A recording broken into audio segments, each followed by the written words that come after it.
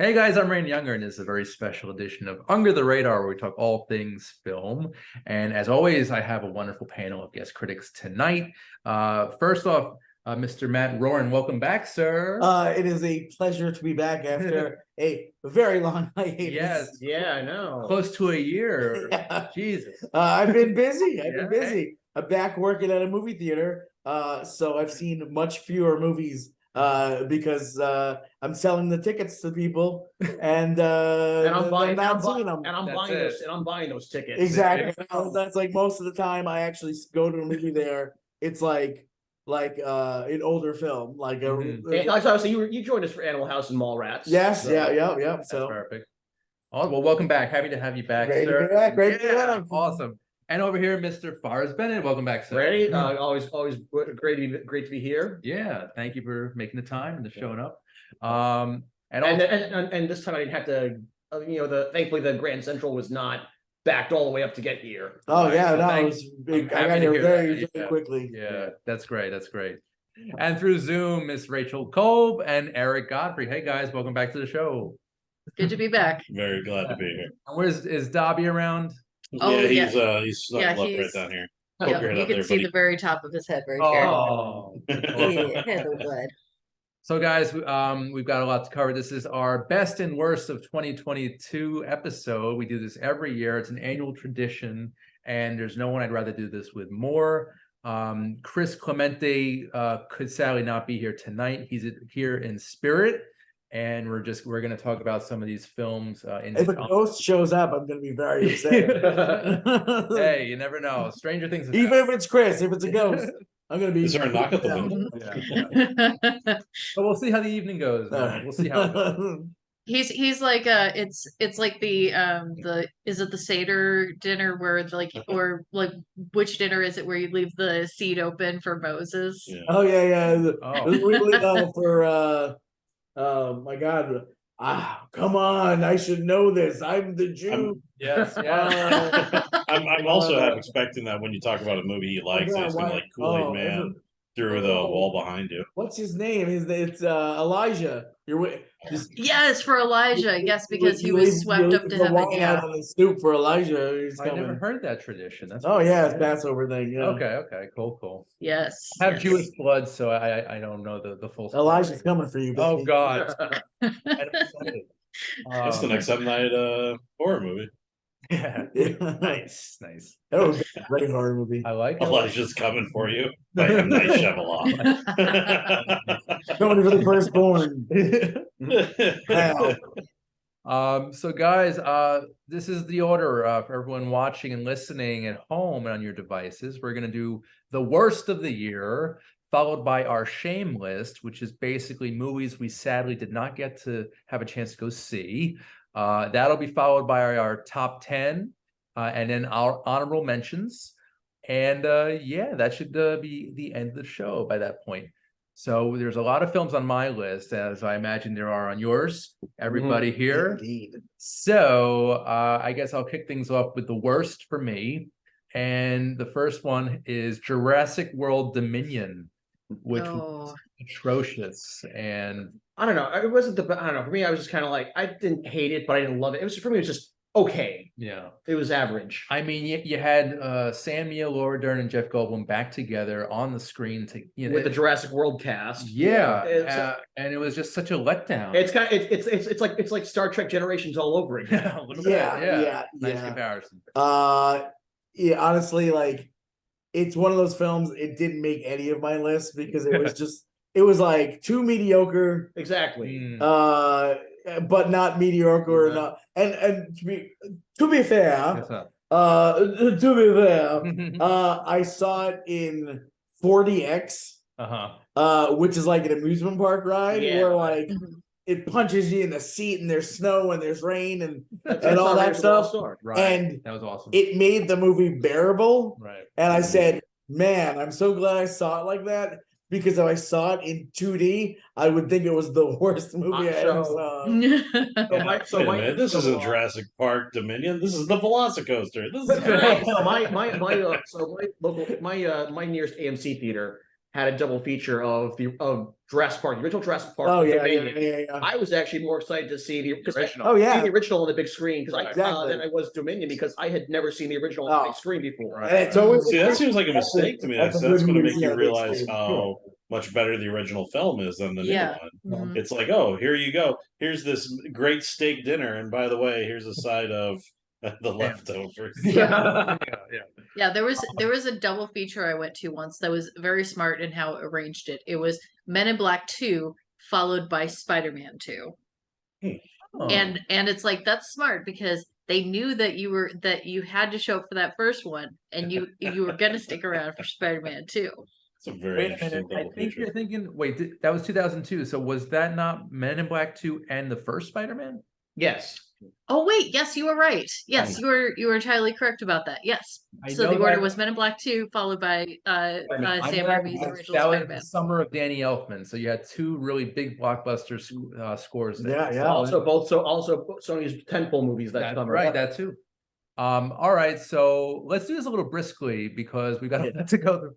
Oh yeah, Jurassic World Dominion, pretty awful.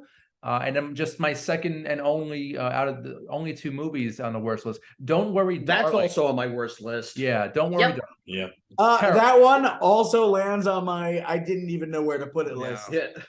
I think it's, That- Waste terrible. It's I mean a bad waste of Florence Pugh. yeah, but I would Yeah. not- Well, I want to say She was the best She was, part of she it. was great, but Yeah. the rest of the film was It's trash. the only movie I ever wrote a review for on Letterboxd. Mm. Uh, and you talk a little bit more, and I'm gonna find it. Okay. So I know there were some issues with production with Olivia Wilde and Shia LaBeouf. I think Yep. if LaBeouf were in the film, it would have been maybe a notch above what I already. I think it It, would the have. I script think the it's- script was yeah. too much of a mess as it was. Yeah. Like I the mean- changes that they made to the script, Yeah. it ruined the potential that it could have been Yeah. there. LaBeouf maybe have put a better edge on the character, but at the same time, the problem is that the edge that was supposed to be on the husband character was all whittled out by the time they even started filming. So it's like the styles might not have been that good, but that's because everything that character was supposed to be was gone. Now Yeah. I don't know much about Styles. I know he's a musician, he's a singer. Yeah. He's not an actor. He's just terrible. I could not watch him. It was just really Yeah. painful. Like maybe he'll be Yeah. he'll grow and mature. I would say this Yeah. is his second movie. This is his second movie as an actor. What was Yeah. his first? Was He was in Dunkirk. oh, right, Yeah. right. And also Actually, technically, don't forget his cameo at the end of The Eternals. Yes, Yeah. yes. but he's not doing it for me, guys. I don't know. Yeah. So Yeah, my Letterboxd review was Jordan Peterson's The Village. It's That- so that true. was- Yeah. That was just my See, you automatically just made it better because the thing is, it's like that's what the movie wanted to. And you talked about Florence Pugh waste, also a waste of a great Chris Pine. Yeah. Yeah. True. Oh yeah, Um, I mean it's literally a cast of people I absolutely adore. Yeah, it's one of those things Nick that it's Kroll, just like, I mean, like yeah, A it's. great cast all it's- around, wasted on a mediocre script. Yeah. Yeah. And we can also put this. I on a mean, shame even list like just Olivia because- Wilde, like Booksmart was one of my Yes. top 5 movies of that year. Yeah, that was like one of great Yep. movies. And for her to go from that to this was like What? so So- disappointing. She suffered the sophomore slump. Right. She just she deserved to get her divorce papers given to her. You know? It was karma, but it was like We early didn't karma. know it yet. It was Yeah. early karma for Yeah, the movie that was but going to be we coming all out. But, know, like No, All but, right. but where you can also because the problem was I go back and forth between shame and bad, and it's definitely my least favorite movie. I didn't see a lot of bad movies, so this one really stuck out for how much I really hated it. But the shame is when you find out what the original, what it was going to be, what the story was, what was cut, where, Mhm. and you're just like, wow, that was a great movie. Why did you kill it? Why did you gut it? Yeah, Mhm. yeah. Just a total disappointment, really sad. But thank God for Florence Pugh. She is a Yes. rising star. oh my god. Yes. Oh, yeah. I just saw the new Zach Braff movie that she's in. Oh, Good I still need person. to see that. I still need to see that. and How is that? it destroyed me. It Oh, is wow. one of the saddest Yeah, I absolutely loved it. Nice. Yay!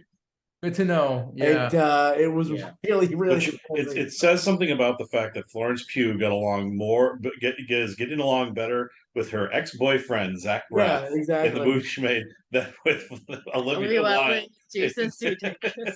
Yeah. With Don't Worry, Darling. Oh man. He's also going to be in Dune Part 2. Oh, is she? Yeah. Yeah. Nice. She is the princess. I'm looking very much forward to. I've loved her ever since 2019 and Fighting with the Family. Midsommar. I would say Midsommar and Little Women. Yeah. And yeah. Fighting with My Family. Yes. That was really good. Yes. Oh, she was the one I'm fighting with my She family. was, yeah.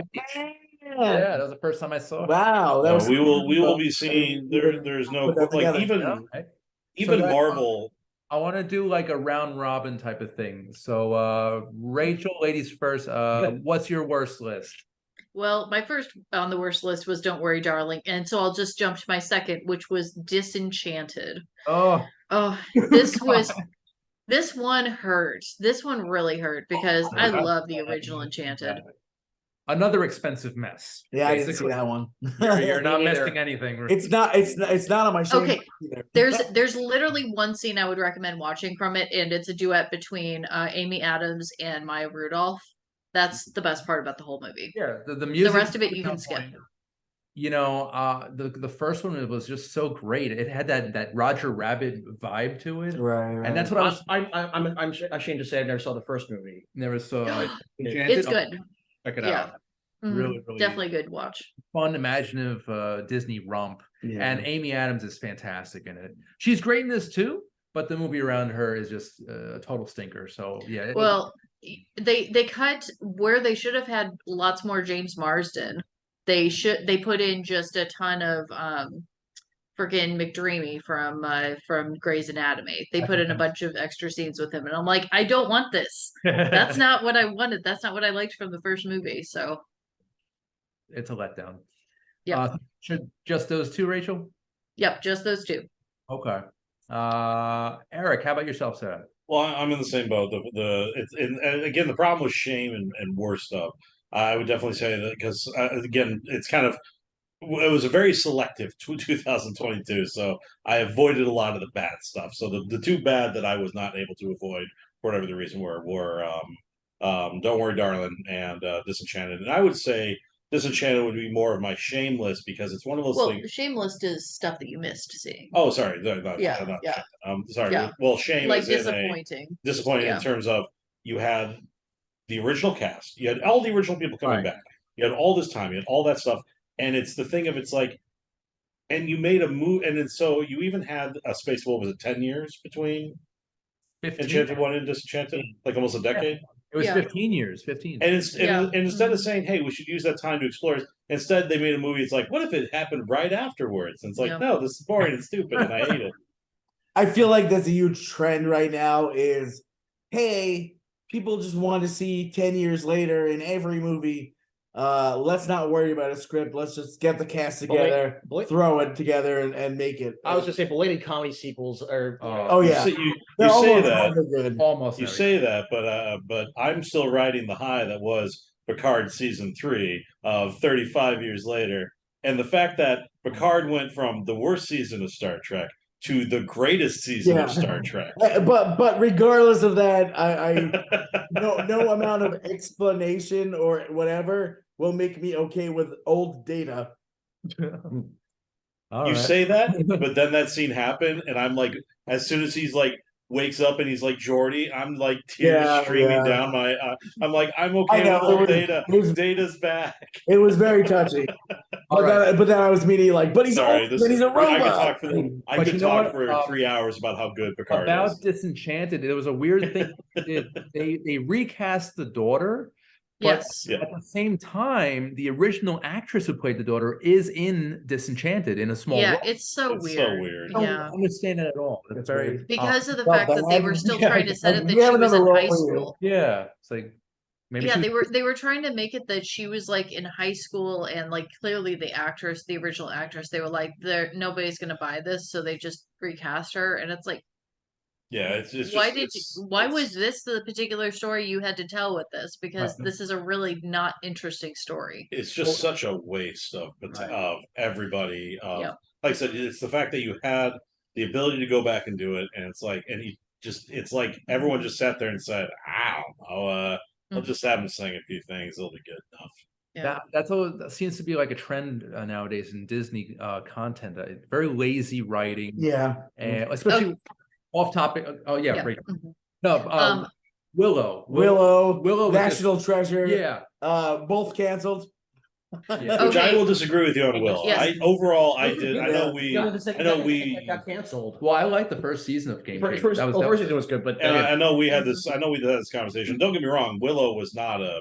right. But I overall I did enjoy it. Like I hope Yeah. something happens so we get And to see. if I can offer another side of the coin with that with Disney, we also had Chippendale Rescue Rangers Yes. this past year, It- which is on It's my on, honorable it's on mentions. everyone's honorable mentions. Yeah, it Yes.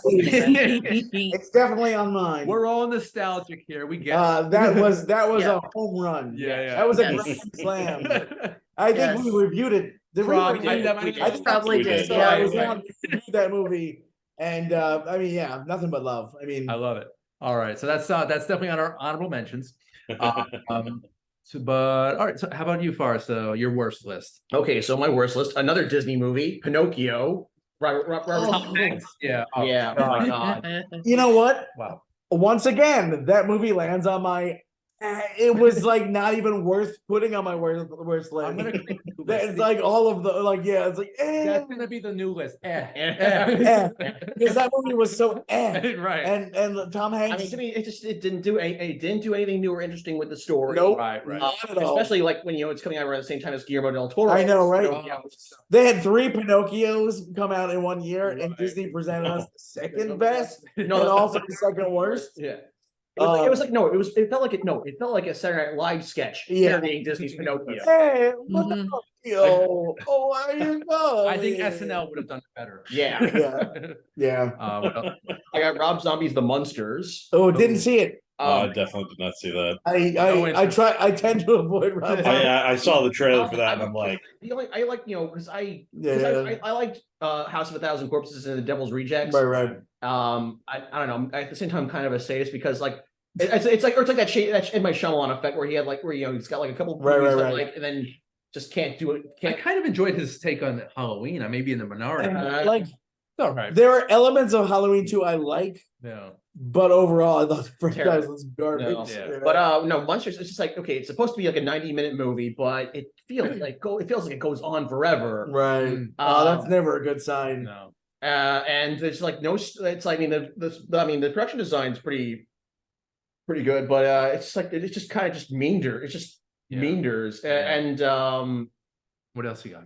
I got Black Adam. Oh God. I had- Hey, that is also on I my forgot. list. Yeah, I couldn't watch. I forgot that. I could definitely loved, put that on I thought Dr. Fate was awesome. Yes, Pierce Brosnan was a great. Pierce Dr. Brosnan Fate. was a great Yeah, Dr. yeah. Fate, and I liked Hawkman. Yes, I was glad they The brought rest of the Hawkman. movie, who the fuck cares? Like we Yeah. wanted that charismatic Dwayne Johnson. Yeah. We didn't really get that at all. No, we got egotistical wrestling with Dwayne Johnson. Yeah, and just Like we got The Rock. way too much CGI. Yeah, it was way The too Rock. much CGI. Yeah. It was You- just. No, I completely forgot. It's like the problem of because thing is, I technically haven't watched Black Adam. I've tried to watch Black Adam, but after the 3 intros and the constant dropping of intergang and we can't do something, it's like, and I'm like, I'm usually very forgiving with superhero movies. Black Adam too. has Same. not. I got halfway in. I'm just like, and you're right, Dr. Fate and Justice Society. But it would also have been nice if the movie, which is assuring me I know who the Justice Society is, and I'm like, Yeah. no, I've watched the DC movies. You've never introduced them, and stop trying to make Amanda Waller Nick Fury. She's not Nick Fury, Yeah. Wow. and it's like I cannot get into Black Adam. Yeah, no. Few people can. It's really ridiculous. I was gonna say, considering Unwatchable. that DC just went, whoop, we're starting over afterwards. Yeah. So What else? And my last one is Blonde. With Ana de Armas as Marilyn Monroe. Also did not make any of my list. I mean, Yeah. she was a great. I mean, Ana de Armas herself was actually a Yeah. pretty good Marilyn Yeah. Monroe. She was nominated for an Oscar. But the rest of it is like what? yeah, I what the mean hell the is this? script is it's trashy memoir, like like once again, I saw the movie. I wouldn't say it's the worst movie I saw. I wouldn't say it's even close to the best movie I saw. It's Yeah. There you go. All right, Matt. And now Okay, my yours. worst. Honestly, I think the worst movie released in the year was Moonfall. Oh God, Roland Emmerich and Oh. You know, anytime you give Roland Emmerich a movie, you know it's gonna be terrible. This one is, I'm gonna throw some spoilers out there because yeah, I think that's The moon falls. is a spoiler itself. This movie is not only terrible, but it's dangerous because in it, it's about like the moon's gonna crash into Earth, and a conspiracy theorist kind of becomes the hero of the movie. Oh God. A guy who's like the whole time like, oh, the moon is nothing but a structure, a man-made structure, and then like when he's proven right in a way, they kind of, it's like in this era we don't need Q people to have a movie. Yeah. I think, Where but they- Yeah, I think- I it's think, like flat like- earthers getting a movie. But I think that's Emmerich's problem always Yeah. is the fact that Mhm. it's if you look at all of his movies, it's always the like everyone Yeah. else is like the aliens are Same. here to help us, and here's Jeff Goldblum Well- like no, I know Yeah. they're not here Yeah. to I was gonna help say, us. 2012 Or has the 2012, same thing. Yeah. Or Oh, yeah, like or Day After Tomorrow. all of Oh his no, movies, the weather is I coming mean, to kill us. His, Stargate is awesome. Like I love Stargate. Also, Universal Soldier is fun. like Stargate I is love- fantastic. I actually really enjoyed Godzilla. I know again. Oh, Minority. Oh. who are you? I enjoyed it. Great sound design. Great sound Oh, design. boy. Featuring That the is the best hottest Green Day take. remix That ever. take's so hot. I'm I gotta go having shower it off. trouble trying to sleep. I'm not apologizing for my pick. I'm not. Yeah. So anyway, Moonfall, terrible, Yeah. dangerous. Shame on you, Roland Emmerich. And I'm just, And I say that and Love- I do enjoy also Independence Day and Oh, Stargate. I mean, I like, enjoy it. It's not a good movie. Yeah. It's Yeah. a fun movie. but that's not but his very good. character. But usually his lead scientist is always the one out of like the one that disagrees with everyone else. So Yeah, it it's doesn't a surprise formula. me that he's Yeah, still yeah, sticking Roland to loves that. the I- conspiracy To theories. be honest, I just never really. I mean, apart from Universal Soldier, I just never really cared for Roland Emmerich. I feel like he's Michael Bay, but with more contempt for his audience. Oh yeah. Wait, isn't True. Roland Emmerich also the guy who did the Anonymous movie? Yes. The Shakespeare Again, wasn't really Shakespeare. Who's movie? correct? Oh, The yeah, conspiracy theorist. All right. What else you got, Matt? And so then I'm gonna lump these two together because that's where they deserve to be lumped together. Blacklight and Memory, two films by Liam Neeson. Oy. His career has gone so down the toilet. I would say he's the 21st century Charles Bronson. He really is. Well, he was good in that movie about the train hostage situation. It was like Die Oh, Hard on the train. nonstop. Yeah. Taken 3, Basically. Taken 5. Hey, it's a formula. People love it. Memory is a film That's where he is a hitman who's starting to have dementia. Mhm. And it's like it's basically Memento. But for an old hitman. Mhm. So it's Dumento. Exactly. And it's just like, oh, he'll like read on his arm like they're coming to get you. And he'll be like, "Oh, let me get a gun!" Like, and it's like it's just him forgetting and then remembering and like reading post-it notes. Right. It is Blacklight. I don't even remember the premise of the movie. That's how bad it was. Oh wow. And I also, I don't know who I the am. others on this I'm list coming for you. that I just kind of was like, I feel like I should hate more movies. One of them is Morbius. Didn't see it. It's No interest. it's garbage. I mean, whatever. The other one, Firestarter. Yeah. Skipped. Remake of the I have been reading all of Stephen King's works and then watching the and even rewatching Firestarter from The 1980s. original wasn't even that good either. I was like, wow, this movie's not very good Right. compared to the story. They cut out so much, and with modern remakes of these stories, they should be adding more elements from the book that could have been great pieces. Instead, this skips even more stuff. Oh wow. And I feel and rewrites a lot of stuff. Yeah. So I mean, that's just like why? I almost feel like what's the point? Mike Flanagan is the only person who should be legally allowed to I know. do Stephen King stuff moving forward. Mm-hmm. Yeah, Because I mean, from Doctor Sleep to like it just he is doing exactly That's what it. you said. he gets King. Yeah, he gets that Stephen King, whether it's the vibe or with all Yeah. that stuff. And it's like I feel like he should be the one responsible for all these modern remakes. Yeah. Gotcha. So All yeah, right. Good to so know. those are my worst. I'm still gonna check it out. I know they're all movies that like nobody saw, but you know, like hey, All right. that's what happens. No, that's Gotcha. Well, thank you for that. All right. So we got through our worst list, and we've got a lot more to go. All right. Now we're on to our shame list, movies that we sadly did not get a chance to go see, but they are definitely on our radar.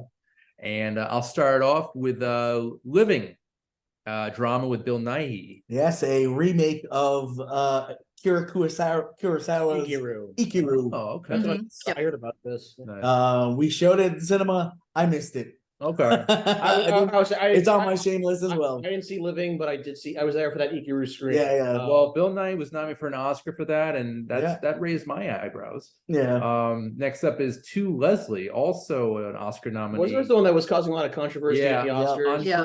Mhm. Riseborough. She was Yeah. in Mandy. Yep. And great Also, actress.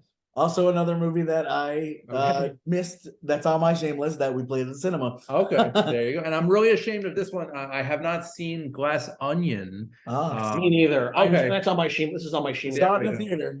Okay, cool. It's on an honorable mention for me. All right. Not quite my top, but it was good. Yeah, it was very good. I really like. I love Knives Out. I Sure. just did not get around to Glass Onion. Yeah. It's fair. Next up, another huge movie, Wakanda Forever. Honorable mention for me. Black Honorable Panther. mention for me as well. Gotcha. Good gotcha.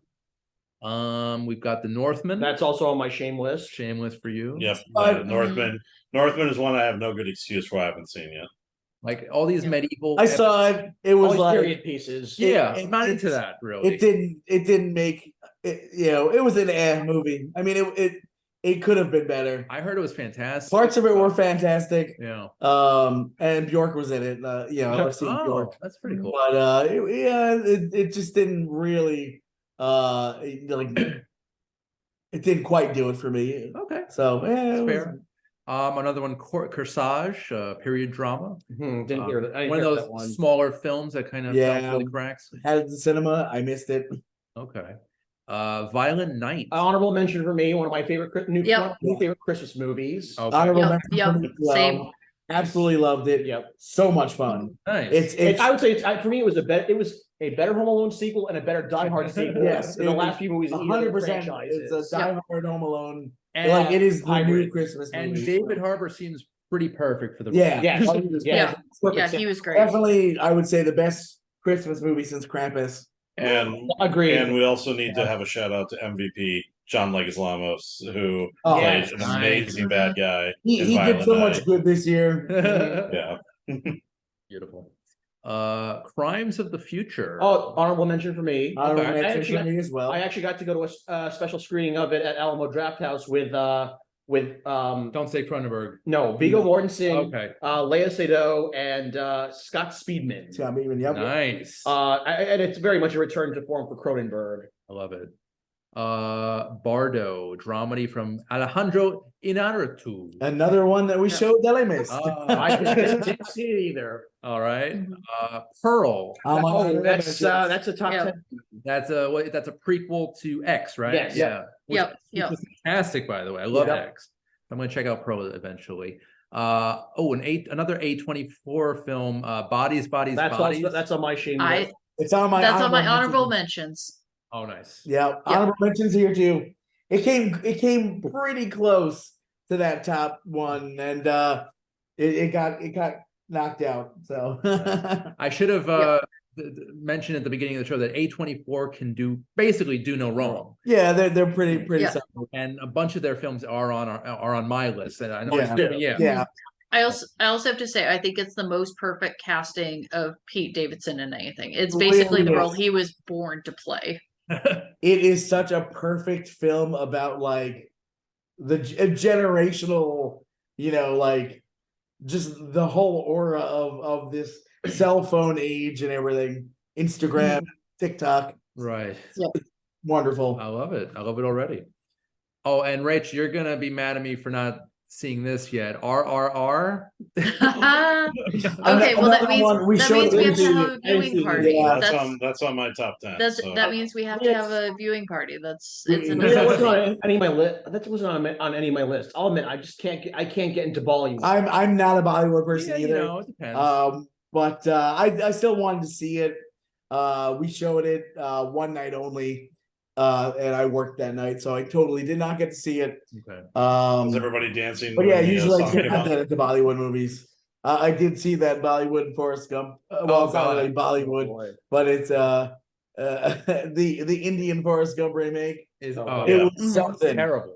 It was something. Yeah. Very, I very already weird. have issues. I mean, I already have issues with Forrest Gump going back to when I was 7. Yeah. So Oh yeah, I wonder why Forrest. Was this Indian version word for word remake? I think you should see it. Yeah. It's Should I add it to the it's- shame list? bizarre as fuck. I mean, it's also I learned that I also know nothing about Indian pop culture. Like all the famous people in it, I'm like, I don't know who the hell that is. And I also didn't realize, like, oh, India is constantly at war. That sucks. Like, Yep. like, all right. There you go. But it Oh was my it was God. definitely interesting. Instead of shrimp, Yeah. he goes on to make underpants. Well, That was the guy's dying wish. Okay. All right, I think we're moving on. But I'm gonna check out RR eventually, or is it just called Triple R? I don't even know. R. R, okay. So, all right, I have a big list here. We're almost done here. All the Beauty and Bloodshed documentary about a photographer. Yeah, I still need to see that. Yes. Yeah, that's on my shame list too. Okay. Got a Polish film called EO, which is follows a circus donkey. Another good. one we showed I'm on good. the- Yeah. See it. Yeah. Mhm, Another That'll be docu- forever on my shame. Oh, really? Okay. mhm. I don't think I have the Emotional, fortitude, yeah. the emotional fortitude to do that one. I'll check it out. Not to be the worst human being in the world to spoil everything, but That's fine. three donkeys died this year in movies. Last year in movies. Wow. I had a hard enough with one. There were so 3 movies we showed at the cinema. I, Arts. I had that a featured rough donkeys enough time with dying. Was one one of of them them that I know Battle? of. No. Oh. Oh my God, there's 4. There's 4 movies where donkeys. No, wait, I died. think that was an elephant. Never mind. Oh yeah, it was an elephant. All right, Yeah, yeah, something yeah. like that. All right. All right. So we got another documentary, which actually this seems pretty interesting. Good Night Oppie, which is Yes. Oh, it's really good. Yeah. That's right. Yeah. I'm unfamiliar with that. Yeah, I just came Yes. across these random movies. They seem really Mhm. interesting. Here's another doc. I Didn't See You There, which is basically about a wheelchair-bound man who navigates Oakland, California, and Bethel, Connecticut. So you basically see the world through his perspective. Interesting. Yeah. Didn't know about that one either. Yeah, me neither. And this one's a bit of a downer, but it tells a very relevant story. Yeah. It's called Till, and it was about Yeah. a Until really atrocious story that Yeah. was in the 1950s. I saw it. How was that? It was good. Yeah. It wasn't, the best movie. It was good. Okay. It was good. Same thing with this one. Okay, yeah. Next up, She Said, which is basically follows the Me Too movement. Yeah, And, it was good. I liked it. Yeah. I did see part of it. I couldn't get through it. Yeah. But I did like the performances. Actually, they're really good. Mhm. And the last on the list for me is a prequel to a film from 2020 called it's called The Son. How did I never hear of this? And Yeah, it's the prequel to The Father, which Yeah. Hopkins won Best Actor. And that movie was amazing. Yes, it was. I had no idea they made a prequel. That's so weird. So this one, The Son, I think it stars Hugh Jackman. I believe he's Anthony Hopkins' son. I would assume so. But yeah, that rounds out the list. But yeah, The Father. Wow. Just thinking about The Father again. Yeah, fantastic. what a movie. So good. I wish I could put it on this list. But Yeah. That was on my list last year. I think it was on my shame list because I think I saw it like the week after we did the show. Oh wow. Wow. And yeah, so that's my shameless. I'm very ashamed because these are some seem like some really amazing films. And yeah, Rachel, you're up. What do you got? Okay, so I'm just gonna skip over the ones that we've already talked about. I marked them off on my list. These are the ones that we have not discussed yet, for my shame list. After Sun, Nice. It was Yeah. very much want to good. see it. Beautiful. Pat, what's his name? Another A24. Yeah, Paul Mescal. he was not Paul Mescal, yep. Mhm. Yeah. Best actor. It's a good movie. Mhm. Performances. Yep. Triangle of Sadness. Yeah. On my shame list as well. Honorable mention for me. Didn't see it. Yeah, it's the vomiting that I'm trying to find a time to watch it that is not going to be difficult. Yeah, I don't want to spoil anything, but the third act they do end up in a I don't want to okay, they end up in an island. I'm not gonna say how Oh, they got, I know about that. Yeah. yeah, Mhm. and I And think Gilligan's there. yes, And yes. the skipper. But About time. it's No, a- it's the crossover with Swiss Army Man. it's They come across dead Daniel Radcliffe. And That's the I'm sequel. sold. That's the sequel, Rachel. But yeah, it's out there. I would say it might develop a cult following. It's that interesting. Nice. So yeah, and it was not nominated for best picture at the Oscars as well, but nobody really saw it except for me. It seems. People in cinema saw it. And Oh, they good. hated it. Oh my god! Because Wow. most of the people who come to see our movies are rich people. No, They were not happy. Can't It's imagine why. it's different. It's not for. It's an acquired taste. Let's just leave it at that. Yes. Yeah. And then next up, I've got All's Quiet on the Western Front. That's on my I don't shame have a list. good On my shame as excuse. well. Just have not gotten around to it. Honorable mention. And then Skinamarink is next on my Oh. list. I saw You saw it, right? I saw it. Yeah. I think it would work better as a short. Oh really? Yeah. I'm also disappointed at the lack of Sharon Lois and Bram in it. Now, what's the premise? It's like is it a ghost story or it's like your deepest Was it fears? like The way it was described to waking me up and their was parents are gone and there's Yeah. no Oh. windows and doors in the house? Oh wow. I didn't see it, but it's not on my shame list because I heard very much about it.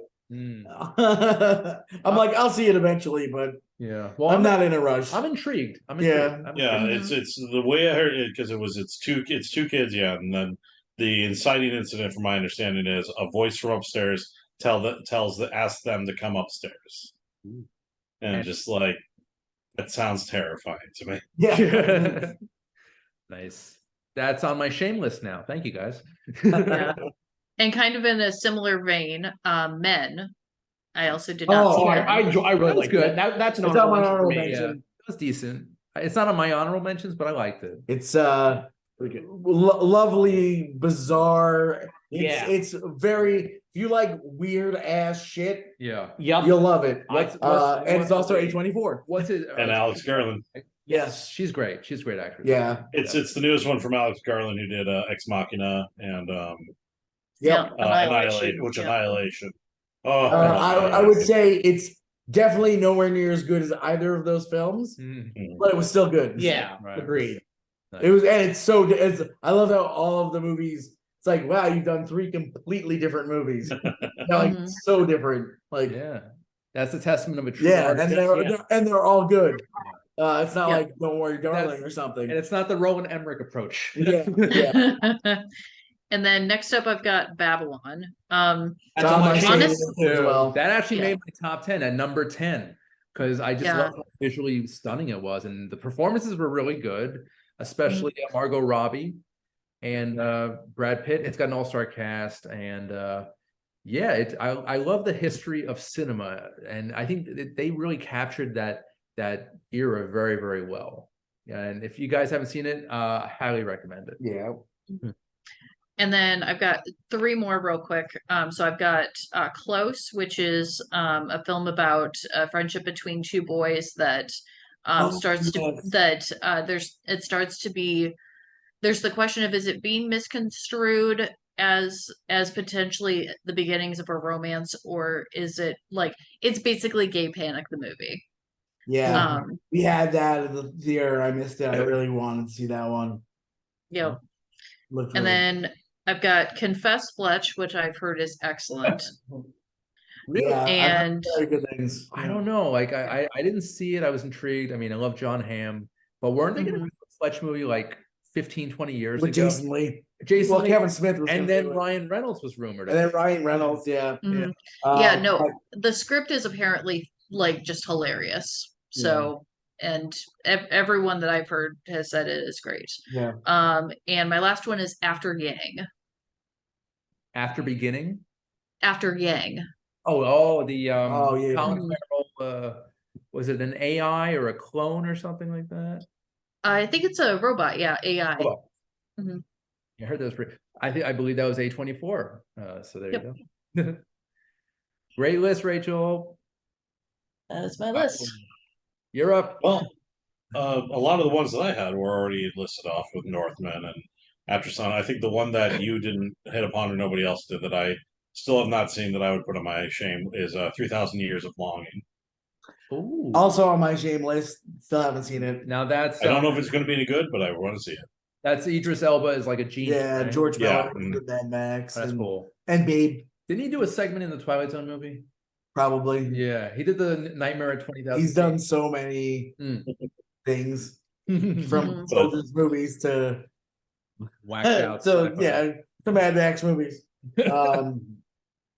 But But I believe that's the only contribution I have for shame because everything else has been labeled off here. Fair enough. All right. Who did we get everybody or no? We didn't. No. Okay. Okay, so my shame list, not including anything we've already discussed. Tar. on my shame list as well. Excellent performance from Kate Blanchett. Great screenplay actually. The Bob's Burgers movie. Oh, Yes. Excellent. Yes. movie, excellent. Hmm. fantastic film. I'll add that to the Yeah. shame. Yeah. Lightyear. It was Oh, all right. Good It was one. pretty Yeah, yeah. I liked Lightyear. It was good. did it tie in with the other Toy Stories? I Well, suppose it's it's spin-off. It's sort of It's, like it's about Buzz Lightyear, the character, not For the the- toy. Yeah. Essentially, what you're supposed to the way the movie works is this is the movie Andy saw and then was like, I gotta buy this toy. Yeah. that's Or was it like supposed to be like a cartoon series in universe? Yeah. Mhm. But anyway, or it's some sort of established IP within the Toy Yeah. Story universe. Mhm. And then after that, the Black Phone. Okay. Ethan Hawke. I enjoyed that one a lot. Good, yeah. Black Phone, you said? Yeah. Yeah. Yeah, that I saw in the Mhm. theater twice. I enjoyed it. It's on my honorable mentions. I saw it twice because I took the kids. I wanted to see it, but I was just good. never got around to it. You took the Yeah. kids to see it? Oh yeah, my kids, I mean, your kid. I mean, my kids love horror. obviously, you- Here's what to do if you're All right. kidnapped by a yeah, serial I took my killer. kids to see Renfield today. and actually, wait, did you bring your kids to see Animal House too? Animal House. My kids. I brought them to see. Dude, I brought one of my kids to see Doom Generation the other day. Like, Oh wow! Oh, God. I'm an animal. They should lock me up. No. But yeah, no. Yeah, my kids love horror. So Good. Cool. And then Bullet Train. Oh my god, Bullet Train was Uh, excellent. I mean, it was so much fun. I've heard good things, but the trailer kind of turned me off. Oh my god, it Oh was, no, Bullet Train is excellent. it's It's nonstop fun. fun. It's only on my honorable mentions. It's not a top 10. Uh-huh. Like it's when you need movies to like just turn your brain off and like it's Yeah. dumb ass fun. It was so good. It was Right. so much fun. I think it's on Netflix. And, right now. and the cast is perfect. Nice. Yeah, Cass is stellar. Cool. And that's it for me. That's That's you. it for you. All right. Last but not least. Let's see, Shane. The Hellraiser movie. I still haven't gotten. Oh, to. that was pretty good. That's an honorable mention for me. Yeah, I still haven't gotten to it yet. Along with Prey. That is like Oh, crazy. Oh, things that go yeah. directly to streaming or I like still have not seen Prey never either. watched. That's a Yeah. shame one for me. Yeah, they're like movies where I'm like, I know this would be like high up on my list, and I just don't get to it. I like what they did with Prey. I just wasn't impressed by it. Right. Oh, I thought it was. I thought it was the best. Honestly, like because I'm a huge Predator fan. So Yeah, yeah. for me, it was like the most. It was like I've heard the nothing. most but fun I've had watching great Predator reviews. movies since the first. It's two. a hell of a lot better than The Predator. That Oh, was one yeah. of the worst of the year for me back Yeah, then. that was. The Predator felt like it was trying to marvelize the franchise. Well, yeah, it was the exact same movie script as Venom. Hmm. It was like both of them were like, oh, this is the same concept. Then Women Talking. I missed. Me Actually, too. I did see that. It was pretty good, and it was exactly what the title is: women talking. Yeah, Women Talking is on my top 10. Yeah. I absolutely loved it. I went in wanting so much more of Frances McDormand. I was totally let down by that. Yeah, But she's producing it, but yeah, her role in it is very minimal. it was still a decent film. Once again, streaming. Although we did show it at the cinema, was Guillermo del Toro's Pinocchio. Yeah, Honorable mention. I still have not watched it yet. that's That is on my top 10. I'm very ashamed of myself for all of ththese. Actually, That, I will say the Pinocchio. all of these is because it's like, dude, you watch like terrible TV shows all day long. A Man Called Otto, Mhm. which it's I kind of didn't see it because I didn't care. I Mhm. saw the original Oh, you did? film based on the book, A Man Called Ove, Right. and I thought it was okay. I liked it, and I love Tom Hanks, but with what Tom Hanks has given me this year, Yeah. like between the Pinocchio. Colonel Parker and Oh God. Geppetto, like you know what, Tom Hanks, you lost me this year. This is the year that you finally lost me. You lost a My man. favorite actor of all time, you fucking lost me. Yeah. He lost, no, But he I look lost forward it. to Asteroid City. I was gonna say Tom Oh, Hanks lost yes. everybody this year. Yeah, So sad. and So sad. last on my list, that hasn't already been covered is Ryan and Charles. Mm, It's about a guy who makes a robot. Oh, to be yeah. his yes. friend. Yeah. It looks amazing, and I just have not seen that yet. Yeah. So That was that was in and out of theaters. I think it was a yeah, smaller film. we had it for 2 weeks, and I missed it. Oh, wow. So Wow. those are my shames. I'm adding that to my shame too. That's awesome. Me too. Yeah. Cool. Yes. All right. Yeah. I'm out of breath right now. Good, All good, that. Yeah. That's your shame? That's my shames. Cool, cool. All right, now the fun stuff, guys. Or more fun, I should say. Our top tens. So how I want to do this. Yes, thank you, Eric. I want to do this. So basically, we'll each do our number 10. We'll go around. We'll go on to 9, but we're gonna do a round robin for Okay. for each number. All right. So for me, I'll start things off for the top 10. Number 10 for me is Babylon. And again, I love the visual style. This movie's all over the place. It's 3 hours long. It's about an hour too long, but the performances are great. The story is interesting.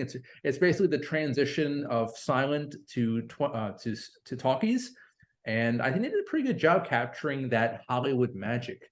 And Margot Robbie pretty much anchors the film. She's the lead.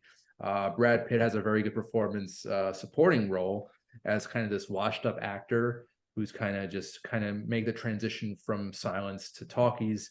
And everybody is basically affected by this transition. And it's about how each character's lives and how they interact with each other. I thought it was really good. Critics did not like it so much, but I say give it a try. It's got some really great actors in it. And it's by Damien Chazelle, Yeah. who's done some really good work in the past decade. So I say give Babylon a chance. So all right, Rachel's number 10. Okay, so I actually did 11, so I'm gonna start with my number 11, which this is in no particular order. The Menu. Oh, yeah, That's my number 11 It's- too. It's within my top 5. my number of the year. 4. I Yes. I absolutely It was a lot of fun. it's everything I love in a movie. I Mhm. love dark so satire. I Oh, just Mhm. and once again it made rich people angry. And Yeah. I love that. And also, I was kind of surprised to see Judith Light in a Oh, major, yeah, in a major critically acclaimed movie because She was fantastic. Yeah. I haven't really seen her in anything since Who's the Boss ended 30 years ago. Well, being an avid fan of the Law and Order franchise, I've seen Judith Light play a judge many times. She was great. I think she's played a judge on the same judge on the entire oeuvre of Law and Order shows. This entire cast in the menu is Yeah. filled with characters Oh, yeah. you Ray- love to hate. Oh, yeah. I'll say Ray Yeah. Fox, Anya Taylor-Joy. Yeah. But John Leguizamo Leguizamo, again. yeah. John Leguizamo. Yeah, which What? did you hear that he kind of gave a hint as to it seems that the person that he based his character on was Steven Seagal. Yeah. Yep. Because he was the worst person I ever worked with met. it. That's Yeah, hilarious. like, and that's exactly how he acts. So he's like, Oh, I just God. embodied him. Yeah, I love it. And who is the? And Hong Chow, who, Oh, she's great. like, I mean, she's Yeah. she's done such great work, especially this year. Well, I know. so Uh, it's like she had the whale, she had the menu, and she also had her guest bit on Poker Face, which Yep. was Oh yeah, mind-blowingly great good. show, guys. Yes. Rachel, you've seen Poker Face. We've seen all of Poker Mhm. Face. It's so I good. think you guys will get a kick out So of it. Best show of 2023, hands down. Yeah. One of the best shows of the year. Yeah. Natasha Lyonne can do no wrong. I also, because of Poker Face, I went back to Netflix and saw Russian Doll. Rush Dolls Both also great. seasons. Yes. So- And I even went back and even further to Slums of Beverly Hills. Oh, Mhm. Alan Arkin. I was like, Yeah. Marissa Tomei. yeah. What a Jay, David Krumholtz went, Yep. Yes. went to my junior high school. yes. Nice. but yeah, Natasha's great. Love her. Also, Nicholas Holt is in the menu. Yep. Yes. Just saw him in Renfield. Renfield, yep. Fantastic. And in a movie full of terrible people, he might be the most terrible person. Yeah. And just like the way and like how like he has no like understanding of how terrible Oh, he is beautiful. Mhm. Yep. I love it. Yeah. So Yeah. the menu is on my top 10 for Yeah. number 4. So yeah. Yeah, honestly, such a phenomenal Yeah, film. that'd So be my, good. I agree. I would, but I agree. It's my number 11 too. And I love the, Yeah, if I had to cut it down to 10, but I was very mad that I could not find space for the menu because I loved it. I absolutely loved it. fantastic. And also the culinary creations. Oh, yeah. All the dishes. Oh, all the, yeah. the courses are delectable. Yeah. The cheeseburger. Yeah. Slice I don't of- even like cheeseburgers, but at the end of that movie, I was Oh, like, yeah. damn, that looks good. That looked like the greatest Mhm. cheeseburger ever made. Yeah. was. I'm sure it Yeah. was. All right. Number 10 for Eric. Number 10 for me was Nope.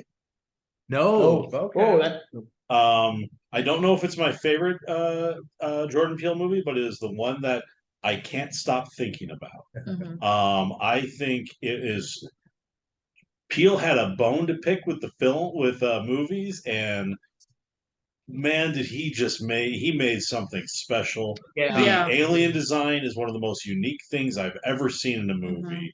And like they end, especially the last 20 minutes of Nope is just like I was just enraptured. I loved it. Yeah. It's the thing of it's Peele keeps just delivering Mhm. hit after hit, and I can't wait to see what he does next. And like, and again, I don't even know if Nope is my favorite, but I can't stop thinking about it. Yeah. Agreed. And Daniel Kaluuya definitely gave one of the better Yeah, performances. and Kiki Palm, oh, she Yeah, was. too. Stephen Young. I mean, Keith Yeah. David even had a Keith great David, still yeah. part. Also, Michael Yeah. Wincott, like whom I Right. haven't seen anything in over I 20 know. years. He's Yeah, like- and he was like a villain staple in the 90s. 90s, yeah. yeah. And his role was so good. Yeah. so yeah, Yeah. so Yeah. Nope was absolutely fantastic. Yeah. It's definitely in my honorable mentions. It was one of the ones I had to cut when I went out, but I did see it twice theatrically. Mhm. I definitely like loved this film. Yeah, agreed. Yeah. Yeah. Nope is number 10 on my top 11. It's- Okay. Yeah, it It's probably my deeply number affected 11. me. It's number 3 for me. Oh wow, really? Yeah. Yeah. Yeah, it I- actually took me about 24 hours to fully process everything that I was feeling about it and be able to start putting it into words. But you were talking about how Babylon is such a great exhibit, like showing of what Hollywood looked like in that particular era. Nope is the perfect metaphor and also showing what Hollywood looks like now and what it actually is like to work on a set. The scene with them with the horse on set is so entirely perfect. And the metaphor of this monster just sucking up everything in its path and just spitting out blood and bone is I mean, we all have to admit that, and a bit of a spoiler. one of the greatest shots of the year is where Jean Jack gets over the house as it rains blood. Yeah, Mm. incredible, absolutely incredible. Also, monkeys may seem like a cute idea for a pet, but Oh they- yeah, I guess there's they a get reason fair. why I cannot stop thinking about the imagery and what Nope has to say. So good. yeah. Yeah. I was extremely excited when I saw the trailer, but I wasn't like wowed by the movie. Maybe I need to see it again. Maybe it's one of those. It's one. I think it's one you gotta let it linger and you gotta It's let gotta it settle. Settle. Eat its Yeah. way It's into gotta you. get into your bones. Yeah, yeah. Yeah. All right, fair enough. Mhm. Forest number 10. My number 10 is Prey, Okay. which we discussed. I mean, for me, best. Because with the way Predator 2, I've always wanted to. After watching Predator 2, I've always wanted to see the Predator franchise be like go back in time, Yeah. and do a Exactly, period yeah. piece. Right. Yeah. And Especially in the scene with Predator 2 where they're on the ship. And he gives Danny Glover Yeah. Well, because that was I think that was always the promise of Predator 2, the fact that it's like, oh, you guys have been here for a while.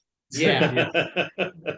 And I thought it was really good. With the really good, really good atmosphere, good Mhm. action. And a great performance from the girl. I forget Yes. her name. And I think it was her name. Yeah.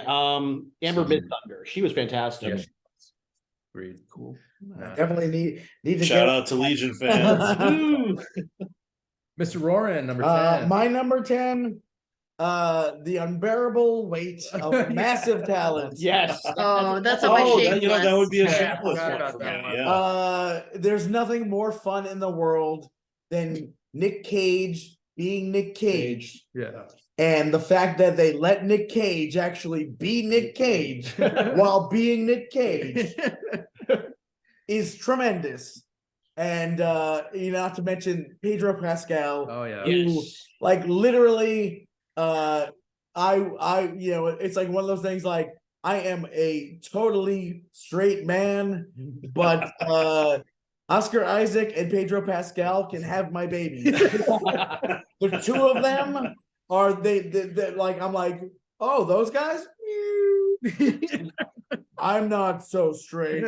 I just eat them up. Anything they do, you love them. The year Yeah, of it Pedro. also, I was gonna say, it Yeah. also gave us one of the best memes of the year of when they're driving and Oh, yes. and Pedro's big smile. Yeah, like that's I Yeah. love it. Yeah, So I absolutely enjoy it. You may have a Latino fetish or a really good actor fetish. Yeah, well, yeah, it's Or talented Latino It's- acting it's- fetish. it's- Yes. yeah, it might be a little bit of So you both. had to lock the door with each But, new episode yeah. of Last of Us. But it was so much fun. And I recently saw Renfield. Oh yeah, I still need to see that. I think I like the Unbearable Weightness more than yeah. Renfield. I mean, it's Still more debating. it's more fun. I mean, they're Yeah. both a blast. Right. They're both a blast. But yeah, there's just something about him as himself Yeah. that it's like that meta wall just makes all the difference. Plus, I'd say ever since Mandy, he's kind of Nick Cage entered into this like renaissance. it Yeah. seems. Oh yeah. I mean, they definitely like he's been like I guess offered better roles for the Right. most part. We showed The Old Way for Call Cafe, his Oh, new okay. Western. How I didn't see It was good. Yeah. It wasn't amazing, but like it was good to see him in a Western. Right. And it's insane to think that he had never done a Western before. That's true. Well, he did a movie in the West. A few Yeah. movies in Texas. Yeah. But not a. But I think he did Raising Arizona. Yeah, but And- Well, I was also going to say the westerns have kind of gone out of flavor, so you don't see too many westerns these days. Anyway. Yeah. But yeah, it's just a straight up like revenge, Western movie. Right. It's fun. It's Okay. fun. But it's not stellar. No, it's not amazing, but it's worth the watch. Oh man, I love it. Well, we'll do a Nicolas Cage episode soon. Yeah. So we'll figure that out. So everyone did their 10s, right? Yes. All right, great. So number 9 for Number me. 9. I know I'm gonna get a lot of groans for this, but Avatar: The Way of Water. Oh, Yeah, no, I love no groans from me. It's on my That's shame my shame. list. Again, it's on I my was shame like, oh, list, that's another one that's Yeah. on my shame. I mean, I don't know. For me, it was good, but I mean, like I've said this before, it's a 3-hour screensaver. I hated the first Avatar. Really? Like hated. Because they I- kind of just I'm like, I'm regurgitated. pretty sure I got into a fight with Robin on your show, like because of this. But Oh, like, God. he loves this movie. No. I absolutely hated it. Okay. Well, you're But, not going to Pandora this then. movie, I will say I liked this movie. Mhm. I didn't want to like it. I went in being like, I can't wait to hate this movie. Yeah. But it was good. I mean, it took them 13 years, and this is the best Yeah. they come up with. I mean, they're the It- same villain. Yeah. Really no story. Yeah. I mean, yeah. But visually, that's what- Visually- that- yeah, that's the visually- only reason Yeah. it's on my So list. far, Avatar is a franchise. Visually beautiful. Yes. You know. I mean, so far, Avatar as a franchise is just a master in style over substance. Yeah. That's what it is. But like it didn't blow me away, but I Right. had a good time watching it. Yeah. it's okay. I enjoyed it. Right. I think I'm also coming around on a lot of Cameron's later work because I did rewatch Titanic Okay. in theaters and appreciated it much more than I did when I saw it the first time, because this is only the second time I'd seen it. Well, I saw it when it came out on a date. And I just missed And, I missed the Cameron era, pre-Titanic. Pre-Titanic was Yeah, beautiful. for sure. And then but Titanic, on the watch as an adult, I was like, you know what, this is a pretty damn good It movie. is. It is. Uh, And Billy Zane's Always teenager, better I on absolutely Cameron. hated it. it's Yeah, it's now, better as an adult. I'd but say. now I'm like, yeah, this is a good movie. Right. So, And here's a side note. Have any of you guys seen True Lies, the series on CBS? Oh, just the movies. Yeah, and it's as bad as it sounds. I was Well, excited, the but fact that it's on CBS is already a red flag. oh yeah, right. it's like, strange. They have a younger cast, and the same basic plot. is Tom Arnold in it? He's in like I so like, knew he was in it. but he wasn't in the pilot, which is where I watched the pilot and I right. stopped after that. But I think he's in the subsequent episodes. Oh my! I don't know if he's the same character or what. It'd be weird if it's like Yeah. That all- would be weird. Yeah. Eric, like wait, Eric, did you say you saw it? I've seen the movie. I've never seen this. I've not seen oh, the yeah. series. The movie. The movie's amazing. it's a masterpiece. No, that's like my favorite action movie of all time. So, Yes, yeah. It's- but I mean, that was the last Cameron movie the last movie from both James Cameron and Arnold Schwarzenegger that I loved. yeah. okay, yeah, gotcha, for gotcha. sure. Yeah. All right, so that was my number 9. Rachel, number 9. So because Nope was my number 10, I'm actually gonna skip to my actual number 9, which is Glass Onion. Yep, which I mean, great sequel to Knives Out. I've revisited it now several times over. The script, not a word is wasted in that script. It is just tight. Performances are incredible in it. Because you guys haven't seen it, I don't want to give too much away, but Janelle Monáe, just yeah, incredible. So I did. I loved it. I loved it. It didn't make my top 10, but it definitely. I was slightly disappointed. It wasn't like it. Knives Out was like a perfect movie. This one was so close to being perfect. But I mean, I still really, really enjoyed it. Nice. I mean, everyone in the cast is yeah, doing above and beyond, and See, and the, yeah. the script, this is definitely solid. See, I would see it just for Ed Norton. Oh yeah, Ed Norton's great. But yeah, I mean, he's only one in a great ensemble. yeah. I was gonna say, like, even giving Kate Hudson a really good comedic role to play in it, That's because Speaking of- she is so funny in it, and she gets Yeah. one of the best exchanges in the whole movie comes from her about the notion of speaking without thinking. yeah. Which once you guys see it, you will get this. People but- forget she came from Goldie Hawn. Yeah, Like Mhm. And that, I had you pass that on. definitely. She's I have underutilized Glass in the Onion at world of number comedy. 6. True. So, and we also talk about I'm firmly in the camp of I always want to see what Dave Bautista does, and having him be basically Joe Rogan was the right choice. Mhm. Yes, yes. Oh man. I loved Glass Onion. I think, between Knives Out, Glass Onion, and Poker Face, Ryan Johnson Oh, is- yeah. has a command over the mystery and I cannot wait. I know he's got a third one in the coming up for Knives Out, and I'll be very excited to And see what Benoit Blanc has to solve next. and I gotta say, his Star Wars movie was the only one of the trilogy that I didn't see in theaters, and everyone was bad mouthing it. I finally watched it when it went on Disney Plus, and then got so mad at myself for not seeing it in the theater. I could have told you about how good Last I thought it Jedi was one of was. the be- I thought It was was the best by action far the trilogy. best of the trilogy. Is that the last? Yeah. Yes. He did Last Last Jedi. Jedi, yep. And you're absolutely right. Like Ryan Johnson gave us a gourmet meal for Star Wars. Mhm. And they do And not appreciate I it. got lucky where we got to see it opening weekend before the fanboys had their hissy fits, and Yeah. I can tell you that based on where we were, the reaction was ecstatic, and especially Mhm. during Holdo's suicide run, Oh the yeah. theater was just silent as that whole Just as everything and just like, oh god. mhm. I was Yeah. like literally watching that movie at home, like just so mad at myself. I'm like, why did I not go see this? Like, All Mhm. right. So where are we up? Are we at? so You're up 9. Yeah. Okay. So this might technically be considered a 2021 release, but Okay. it didn't get a wide release until last year. All right. Is the stop motion animated feature Mad God? Oh yeah. Mm. I went to the Nighthawk. I saw it at IFC Center. Yeah. oh, nice. It was out there, man. Yeah. It was like a very surreal, like art project, and I thought the animation was really good. The, Oh, yeah. the premise was really It was- really interesting. it was directed by Phil Tippett, a special effects guru. Did RoboCop: Return of the Jedi. Jurassic Park.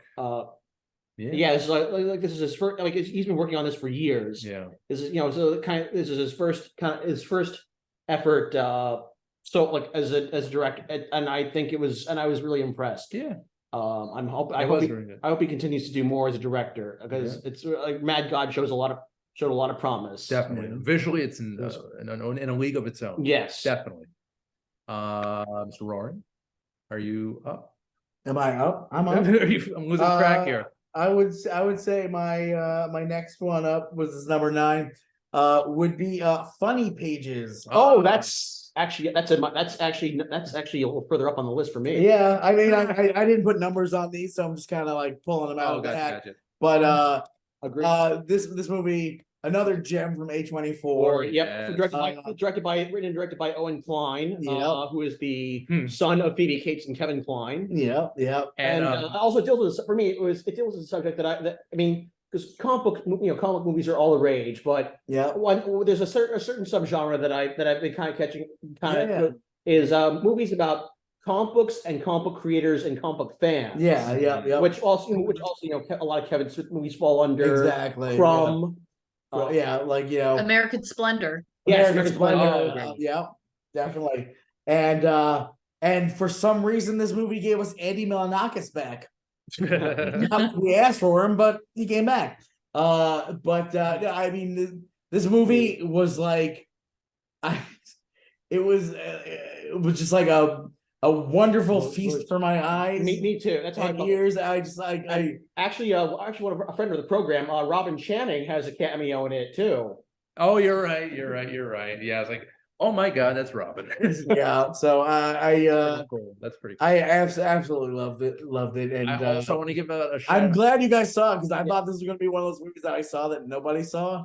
No, I read because it was like the sixth National Cinema Day. Yeah. I went to go because it was like I went to go see it for like $6. Oh, And I read the premise and I'm like, okay, I'm sold.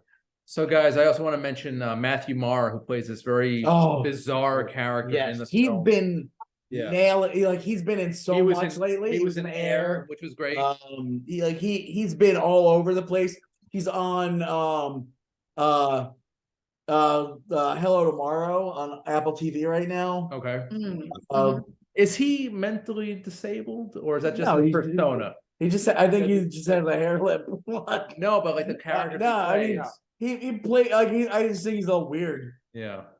And then also you have and then interestingly, just tied to the comics, you have Josh Pais, who played Raphael in Yes. Teenage Mutant Ninja Turtles as the protagonist's father. Yeah. Nice. It was just Funny Pages. Yeah, that was. It was such an incredible film, Yeah. and I actually It's out there. It's out there. don't tell them, but I watched this movie while I was on the clock. Oh. I snuck into the theater for an hour and a half and watched it and got paid for it. There are worse ways to earn a We'll have to buck. block this from our employer. All right. So that rounds out number 9. Oh, I think I didn't get a number. Number Oh. 9. Oh, I'm sorry. No, it's okay because I had to talk about Glass Onion because that was my number 6. So, Oh. but my number 9 will be RRR. Okay. 3 hours of pure delight, wonder, and absolutely love it. It was magical. It lived up to the hype. I can't say enough good things about RRR. The Natu Natu sequence, of course. I mean, it's legendary. It's great. I know you and Rachel were your toes were, you were dancing along with that during the Oscars. Yeah. So I'll never forget It- that. Yeah, it's delightful. There's dance numbers in it that rival like the best of like Gene Kelly. There's a whole sequence involving a zoo's worth of animals that I don't want to spoil. There is, I mean, there's drama, there's comedy, there's like an amazing friendship between these two main characters. Just when you think the movie's out of ideas, then the last 20 minutes happen. Yep. And then you're like, nope, there's still plenty of ideas left here. Yep. And there's a scene that feels like it should be out of something like Les Mis or something, involving someone singing a song to the crowd and inspiring them into a fervor. It's Imagine that instead of at the end of Braveheart, where instead of just being, tortured as his guts are ripped out, instead Mel Gibson sings to the crowd while he's being tortured. Yep. That's what we're talking about here. Yeah. Mhm. Is there are there any plans to turn into a Broadway show? I know there is a sequel being worked on, and especially now that Mhm. it's enjoying so much international hype, and especially now with the Oscar having won Best Original Song. But I don't know if we'll have a musical. It would I be look forward to amazing. SSS. Yeah. But watch it. It's on Netflix. It is a good time. Yeah. Don't be intimidated by the length of the movie. Like it breezes past. Yeah, it is a movie that it gives you all 3 hours. You're entertained. I Mhm. will say the same about Babylon. So just FYI. So I love RR so much. Okie dokie. All right, so we are at number 8, and for me, it is Guillermo del Toro's Pinocchio, which is fantastic. Honorable mention for me. It is over 2 hours long. It's stop motion. I'm sorry, stop motion. Stop motion. Yeah, stop. Yeah. Stop motion, yeah. And to create a stop motion film for 2 hours plus, Yeah. that is quite an undertaking. Yeah. And I'm really impressed with Guillermo Yeah. and his creation here. And especially with how beautiful the stop motion Yeah. is. Yeah. Mhm. It looks beautiful. It's artistic. It tells a classic story. Well, And it's It's because I had Del Toro's Pinocchio. That's my number 7. It's my favorite animated movie of the year, in a very strong year of animated movies. And the fact that I think it's almost like better that it came out the same year that Disney's like, hey guys, remember our Pinocchio? Because it's like, well, the fact that he took that classic story and he's like, well, what if we set it in fascist Italy? How does that change the meaning of strings and puppets and control and questioning authority? And it's like, by just changing the setting, he redefines how you think of Pinocchio and the Yeah. entire story he's trying to tell. And just some of the I can never stop thinking of the fact that this is a movie in which Pinocchio gets inducted into basically the Nazi youth. And it's so good and I love this movie so much. And just I hope Del Toro continues just be his crazy self. it hits all the right notes. Even the score and the songs are fantastic. And the voice acting. I mean, I'll tell I think one of the funniest characters of the year is Ian McGregor's because it's different in this Yeah, one, the but cricket. Yeah. every time he tries to sing the song and gets squished, I laughed every single time. Nice. All right. Well, yeah. I mean, I love it for the whole family. I think it's a great one. It's definitely one. It won the Oscar for best animated feature, deservedly so. Deserved. So yeah. Gotta see it. Gotta see it. Take the kids to It it. earned the Oscar. Yeah, definitely. And yeah, kudos to the voice cast as well for sure. Yeah. Oh, Mhm. absolutely. Nice. Rachel, number 8. Number 8, I have the Banshees of Inisherin, That's within my top 5. Number yeah. 2. which I've also dubbed Irishman talking. Or Irishman not wanting to talk. It's pecking good, right? Yeah.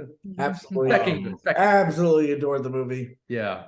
That's my number 2 pick. The fact that it's like in a movie filled with some of the, like in a year of some of my favorite movies ever made, the fact that Banshees is still like up there. I can never say enough good things about Banshees. Yep.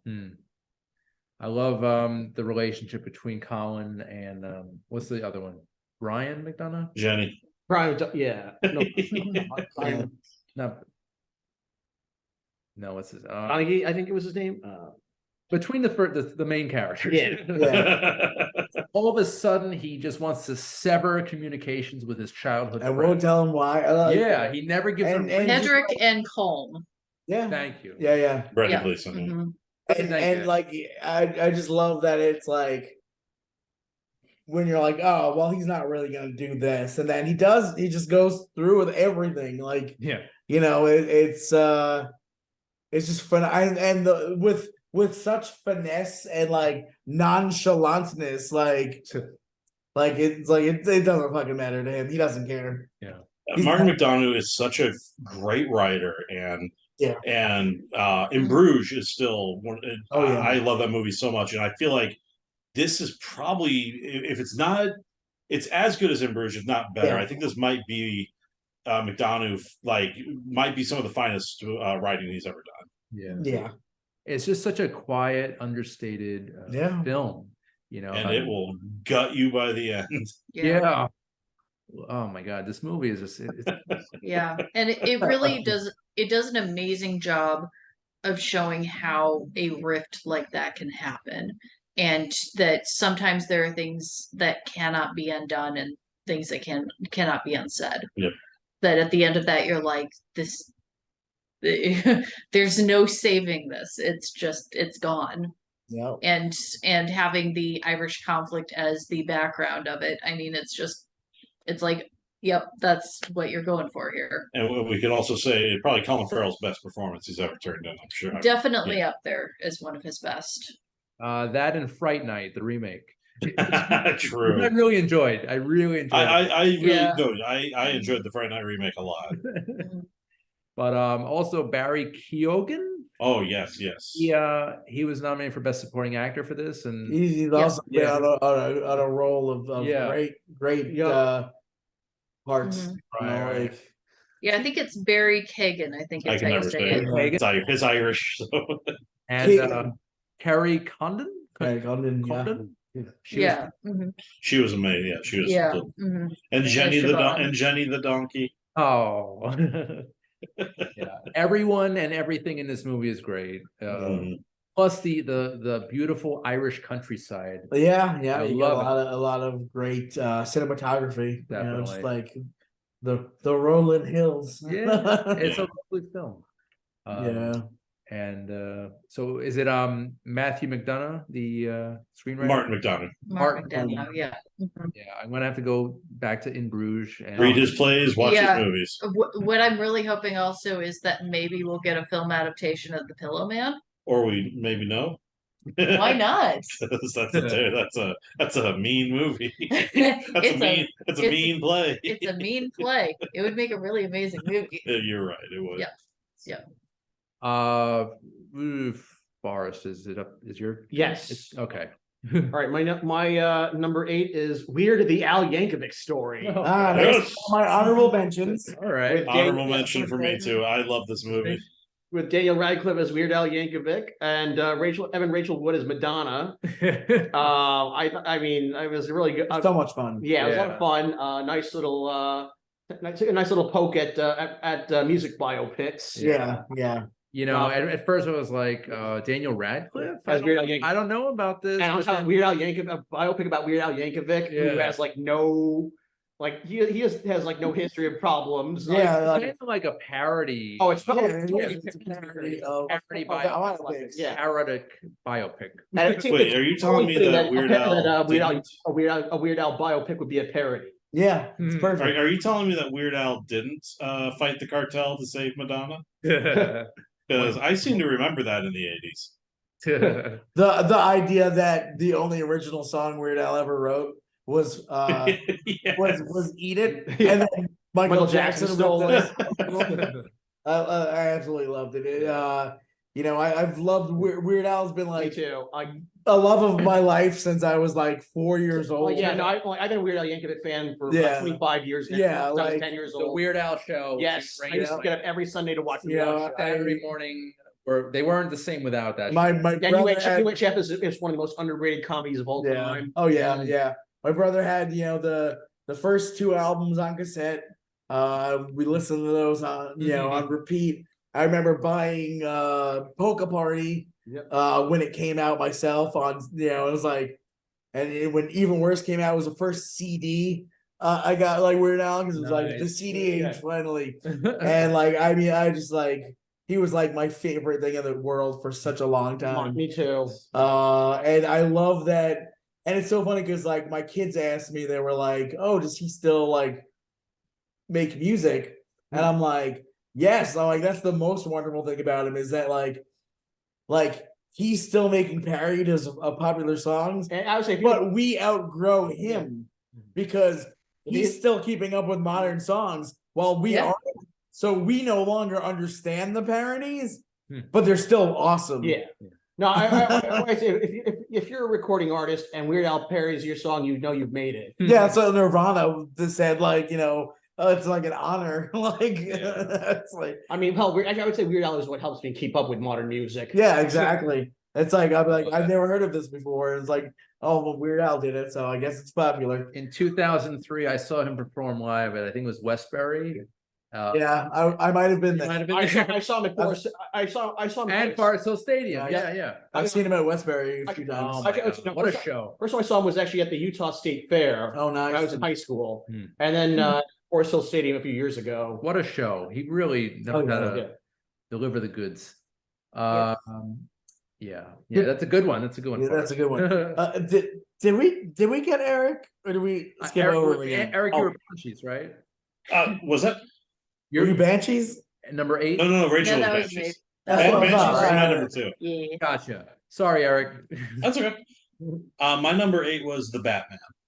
Oh, that's- I kind of I told myself one superhero movie, which sucks because it was a battle between that and Doctor Strange and the Multiverse of Madness because I loved Multiverse of Madness so much. Same. And I put both in my honorable mention because I told myself, like I always tell myself every year we do this, no superhero movies in the top 10. Yeah, You know, it's like because if I'm honest, I'm like my top 10 would be like, oh, like pretty much Yeah. all the superhero movies. well, yeah, I mean, because for me, the 3 strongest contenders for the super was the Batman, Doctor Strange 2, and Wakanda Forever. I mean, I'm just- Were I'm such strong for all Yeah. 3. I mean, for the Batman's on my top 10 too. I mean, but I'm biased. But I was like, I'm gonna have. It almost made my I'm top always 10. gonna have. But It's on my honorable But mentions. for me, I mean, because I'm I'm a huge Batman fan. As a longtime comic book reader, Batman was the first comic I ever read, Yeah. and almost anytime a new Batman movie comes out, except not counting Joel Schumacher, or Zack Snyder, anytime a new Batman movie comes out, it's probably going to be on my top 10 for the Oh year. yeah, Yeah. yeah. Which for me, the reason why. Saw twice in the I theater. saw it 4 times. Yeah. Nice, And you the saw reason why more. this one for me was so surprising is because this was the only Batman movie I was dreading because it was the thing of Schneider, all that stuff, and it was like 3 hours long, a dark take on Batman, and I'm like I don't know, and then the fact that I'm like this is the first movie that had like out of all the thing that gets Batman, Yeah, and by the end we of did see him at the the end of the Nintendo- movie, I'm like this is it. They finally get it. They finally Mhm. understand this character, what he's doing, why he's here, and I loved this movie. It was Plus, 3 hours Colin of some of Farrell- the best Batman. Oh, Colin Farrell's makeup job As the was Penguin, yes. fantastic. Yeah, And it should have won the Oscar, but it yeah. didn't. And you get- Also, honestly, I'm gonna say right now, Pattinson is probably my favorite Batman since Keaton. yeah, Yeah, Yeah. and the fact that Pattinson yeah, did an amazing Batman. You had why can't Zoe Kravitz? no, not Zoe Kravitz. Paul Dano? Paul Dano's Riddler, Ah, yes. and you Yeah. had two of my favorite action sequences of the year with the Batmobile chase Yes. and Oh. and the huge finale at the basically Madison Square Yeah. Garden. Mhm. and Absolutely. also John Turturro. Yes. Yeah. So good. Nice. It's a 3 hour movie with not a minute wasted, Yeah. and they finally told a crime story with Batman. Yeah. Like it's so funny that like so many of the complaints I heard about the movie, Too long. people are complaining about the detective stuff. Yeah. Yeah, It's like he's the world's greatest Like, detective. Yeah. it's like it's in the title. Yeah.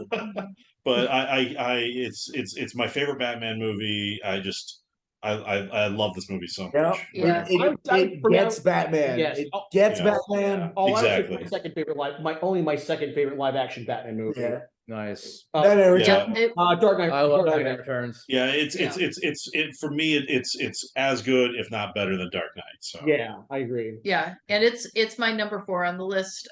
This was one of my favorite theater going experiences of Yeah, recent memory. Yeah, for me, I would say the Batman was number 2. Okay. Oh, really? On your top 10? Yeah. Gotcha. Yeah, and I will Um, see everything and anything Paul Dano is in. Agreed. Yeah. Agreed. You're- My number. Wait, I think we're at 8 now. Yeah. My That number. was eight, my number 8. Yeah. Outfit. Oh, That's an honorable mention for me too. Which one? We saw that when it came out. Yeah, that was- That Number movie, 7 I today. think actually we reviewed this movie on the show. Yeah, I might think have been that- one of we I did. think the last time I was Maybe. on the show, Which one? I've said that like Was it? 2 times already. But, Sorry, I missed what you was said. it this and Rescue Rangers? Like was that like no, that was Men. men? Men and Chippendale. Men and Chip. Okay. Okay, so it hasn't been that long since I've been on the Right. show. Okay. It's been long, but yes. but yeah, Outfit was So good. definitely the last thing I reviewed on the show.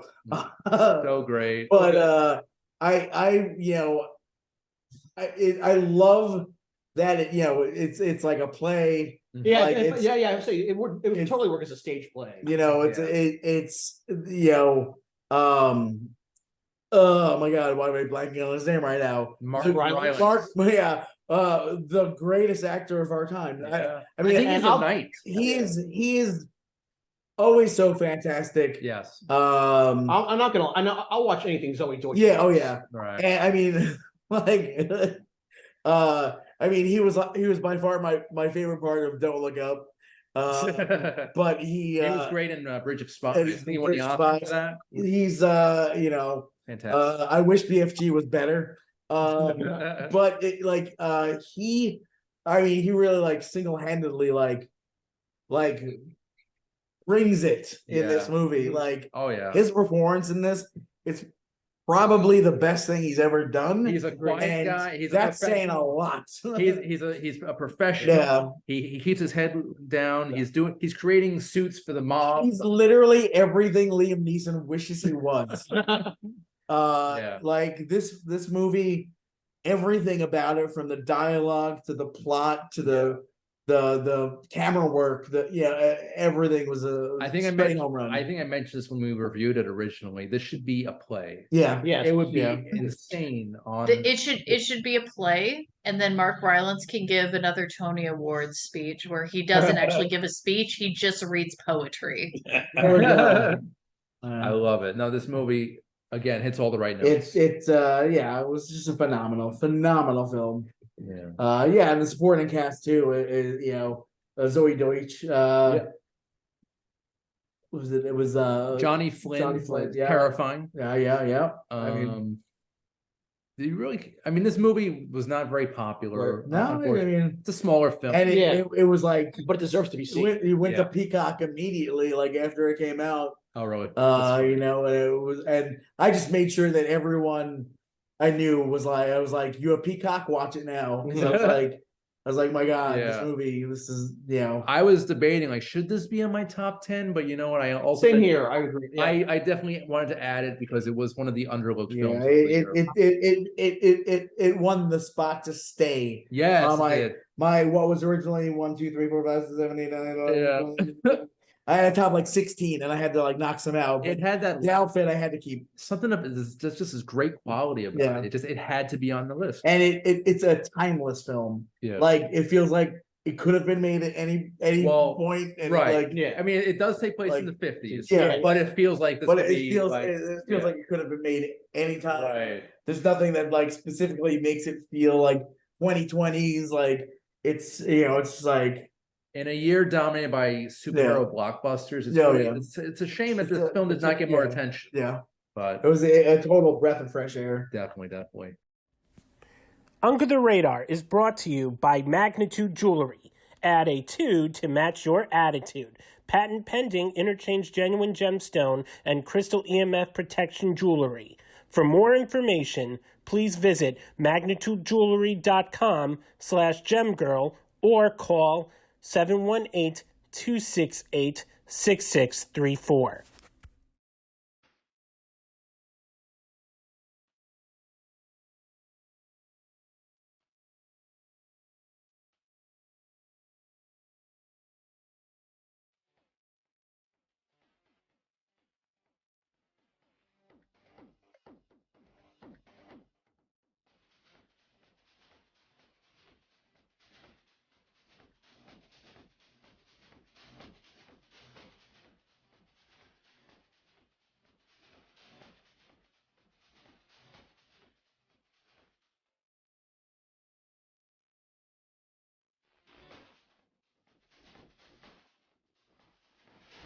All right, and so those are our 8s. We are at number 7 now, and number 7 is actually your 8 for me. Yeah. So The Outfit, number 7 for me. Love that film.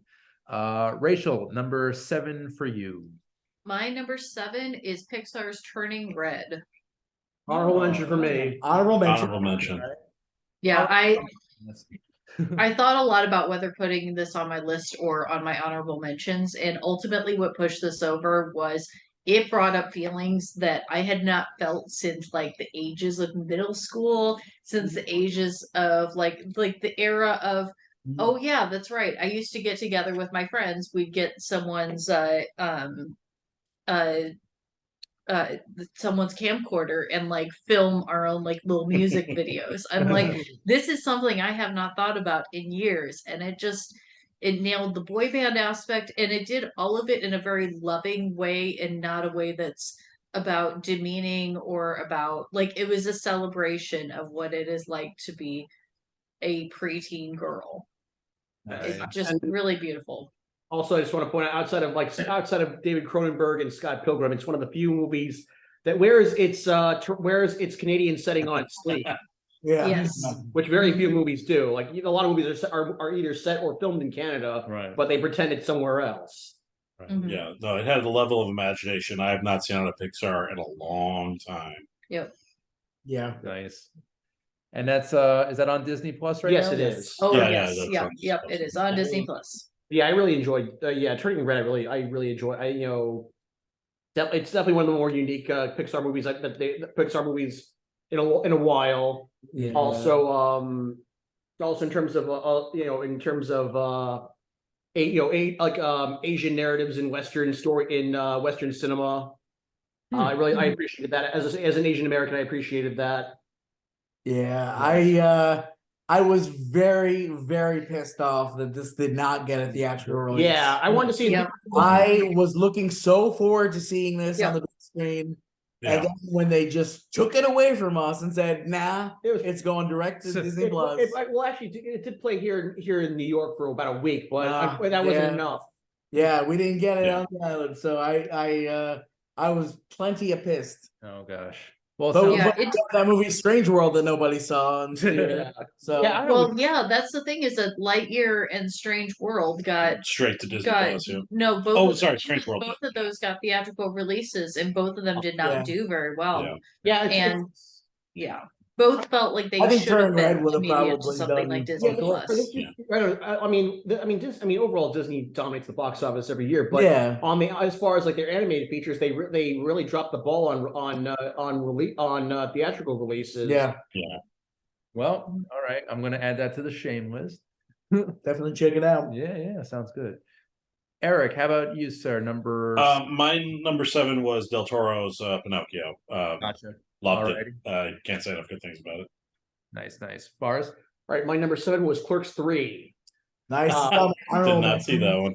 Shame list. Yeah, no, it's the third. I mean, the third. Okay, so kind of it brings so it's about a over a decade after Clerks 2 and nearly 30 years after the original Clerks. So they bring it back to the quick stop, bring the action back to the quick stop. Right. But now Dante and Randall are both in charge of quick stop instead of being the managers. Yeah. Randall has a heart attack and realizes that he's wasted his life doing nothing but watching movies.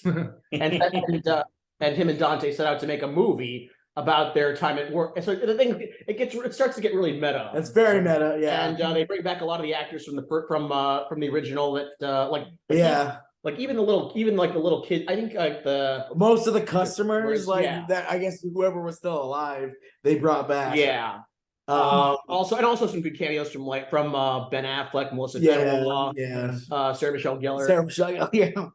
Um, It was a pleasant surprise. It was because also a very bittersweet ending. yeah, because I the last time I saw Clerks 2 was when it came out in the theater, and I absolutely hated it, and I haven't revisited it, and I pretty much stopped seeing anything Kevin Smith did after that, and I begrudgingly, because everyone was like, you got to see Clerks 3, it's great.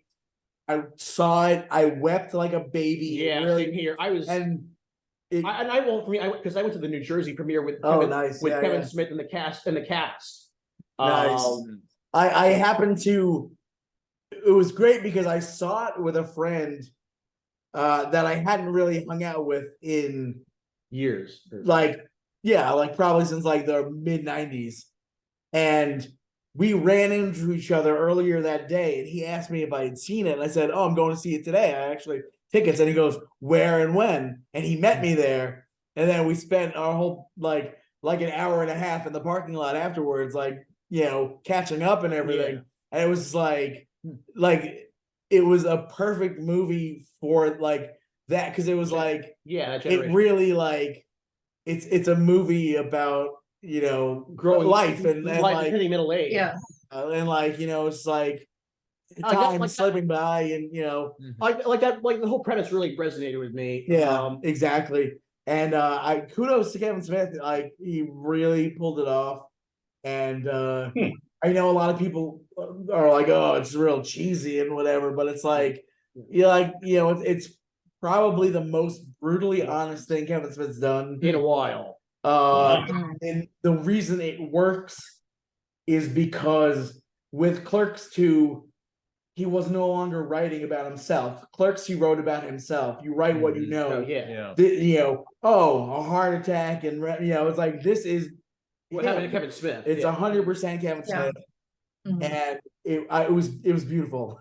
I never thought I'd say this about a Kevin Smith movie, post Dogma, but it was great. I absolutely loved it. Well, I thought Tusk was pretty beautiful. I haven't seen it, considering how Tusk, ugly it was. No, to me, Tusk was what would happen if Human Centipede and Strange Brew had an awkward one night stand. It's beautiful. Now that you said Strange Brew, now I got to see the movie. Yeah. My whole thing was, I've seen Strange Brew, but I never saw Tusk because I just thought Human Centipede style, and I'm that's kind of where I don't usually delve into. I'm not I like Cronenberg body horror, but modern, where it's it works. It definitely works. And I'll have to check it out.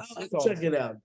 All right, so Matt, how about your number 7? My number 7, Marcel the Shell A Wish wish you- is a That Yes. was an honorable mention for me. That's number 5 for me. Also, my unfortunate. number 5 as well. It's so- unfortunately an honorable mention for me. Oh God, I love that movie so much. Yeah, no, I thought it was really, I thought it was a very cute movie. Yeah, and Um, and Eric and I, we were actually went into the city to Yep. see Me too. the At the Angelica. Angelica, yep.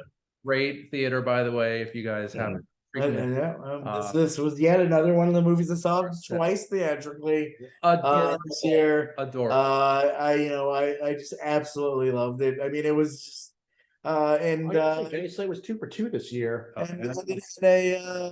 it had a character that was a tampon, and I love that. I think I think I cried during the trailer at how cute it was. Oh yeah. It's definitely one of those things where even the Yeah, hold your heartstrings. Oh, You know, sure. it's like Yeah. it's just a that's the thing is that beautiful story. it's such a cute movie, but then it also has these moments of like real loneliness and existential dread. Like Yeah. the scene where Marcel kind of has the first realization of how large the world is Yeah. compared to him, and that it's first a moment of wonder, and then it's just full on existential dread Yeah. after that, and it's just so well done. Yeah. It manages to offset that very, very sweet adorableness with some real bitter reality. Yeah. And to think it all stemmed from YouTube short films. Yeah. Yep. Yeah, That yeah. they could take those little jokes and turn it into such a heartfelt Another movie. another case of an actor and their ex making good art together. Yep. We were just talking about a good person, and now And and Jenny Slate, Marcel yeah. Michel with shoes on. It's just adorable. I love it. And it was nominated in the animated feature category. Yeah. Yep. Interesting. I'd say the competition And was very stiff this year. Yeah. Oh, yeah, in that sure. category. Yeah, if it wasn't Phil Del Toro putting out Pinocchio, it would have easily been Yeah. my favorite animated. Definitely. And I'd say, well, as a father, would you take your kids to see Marcel, or did you take them? To see It's actually funny. I would 100% would. But I didn't. I did see it twice without them. Oh, shame on you. Shame on That's me. funny. They wanted to see it, and it just never happened because there were other movies that came out that they wanted to see more at the time. I can't remember what, but it was probably horror movies. It was, that's a lot of time. Like I'll be like, all right, well, do you want to see this or that? And they'll usually go with whatever's darker. So Interesting. All right, so that was your number 7. yeah. Okay, just trying to keep So track. we're on 6. 6 now. So I'm gonna go with Armageddon Time. Which, Honorable mentions. yeah, I don't. Yeah, I- I'm glad you got to see it too, because Yeah. not even a lot of people saw it. Yes, No, yes. I didn't even know what it. One of the few movies I saw at the cinema. Oh, sweet. But yeah, I actually got to see that one. It's a lovely tale. It's a very simple coming of age drama set in 1980s Queens. Queens. You know, I'm a Queens boy. Yeah. I would say we're in Queens right now. Yeah. So I gravitated to the plot. Anthony Hopkins plays the grandfather who Yeah. basically imparts wisdom onto this young boy Yeah. who basically has a dysfunctional family. His parents are like always arguing. He's bullied at school, so he's Yeah. basically trying to navigate the waters of childhood and adolescence.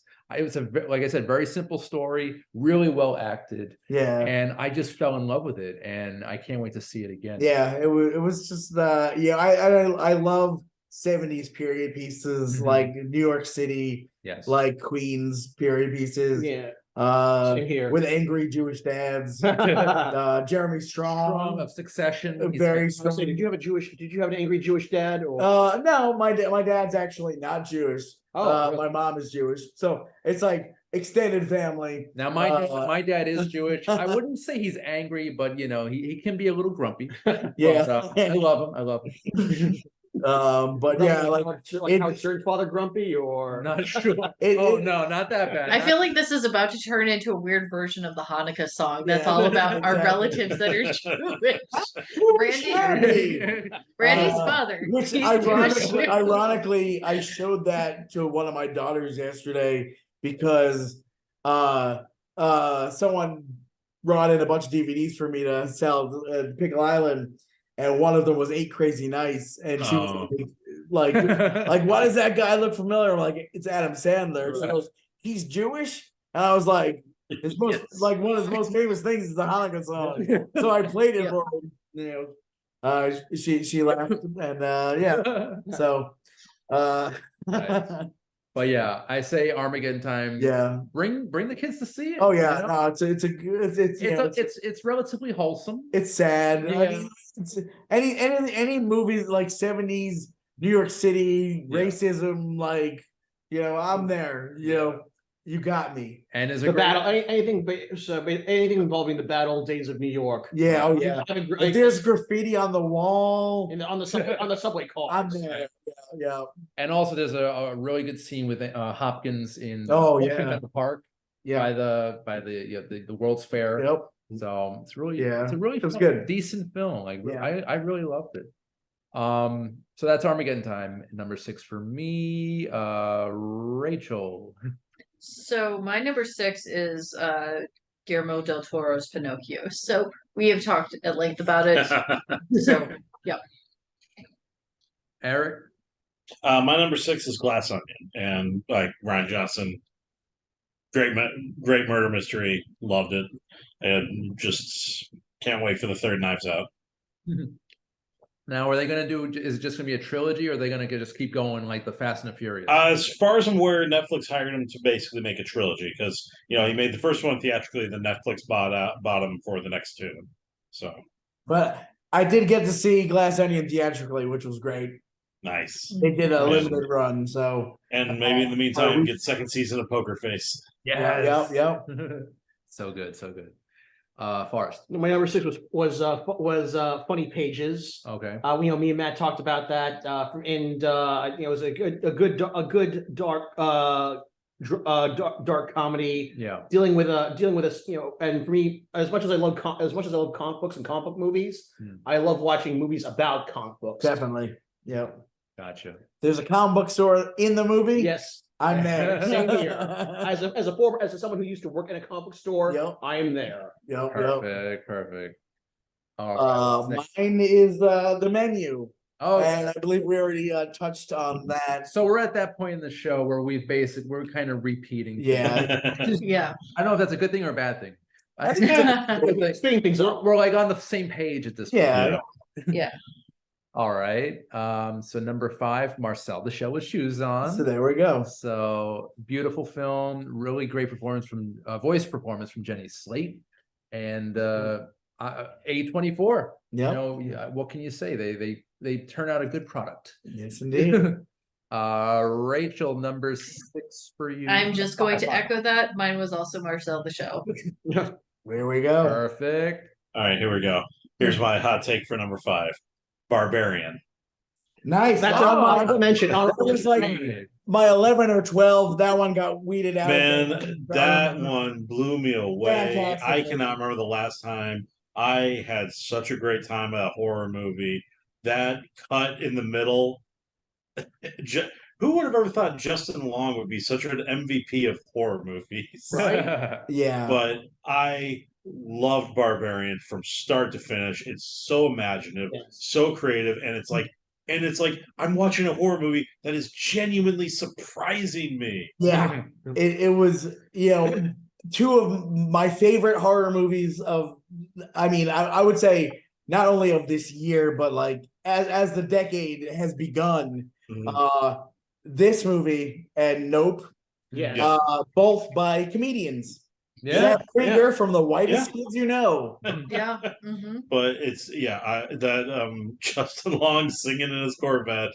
Yep. It's one of my favorite horror movie moments of 2022.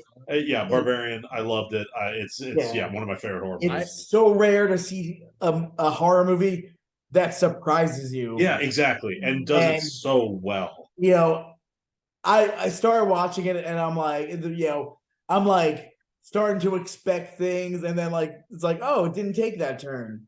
I was like, Yeah. okay. And then like it's like, oh, it didn't take that turn. And then I'm like, oh my god. Like Yeah. I can't even remember the last time.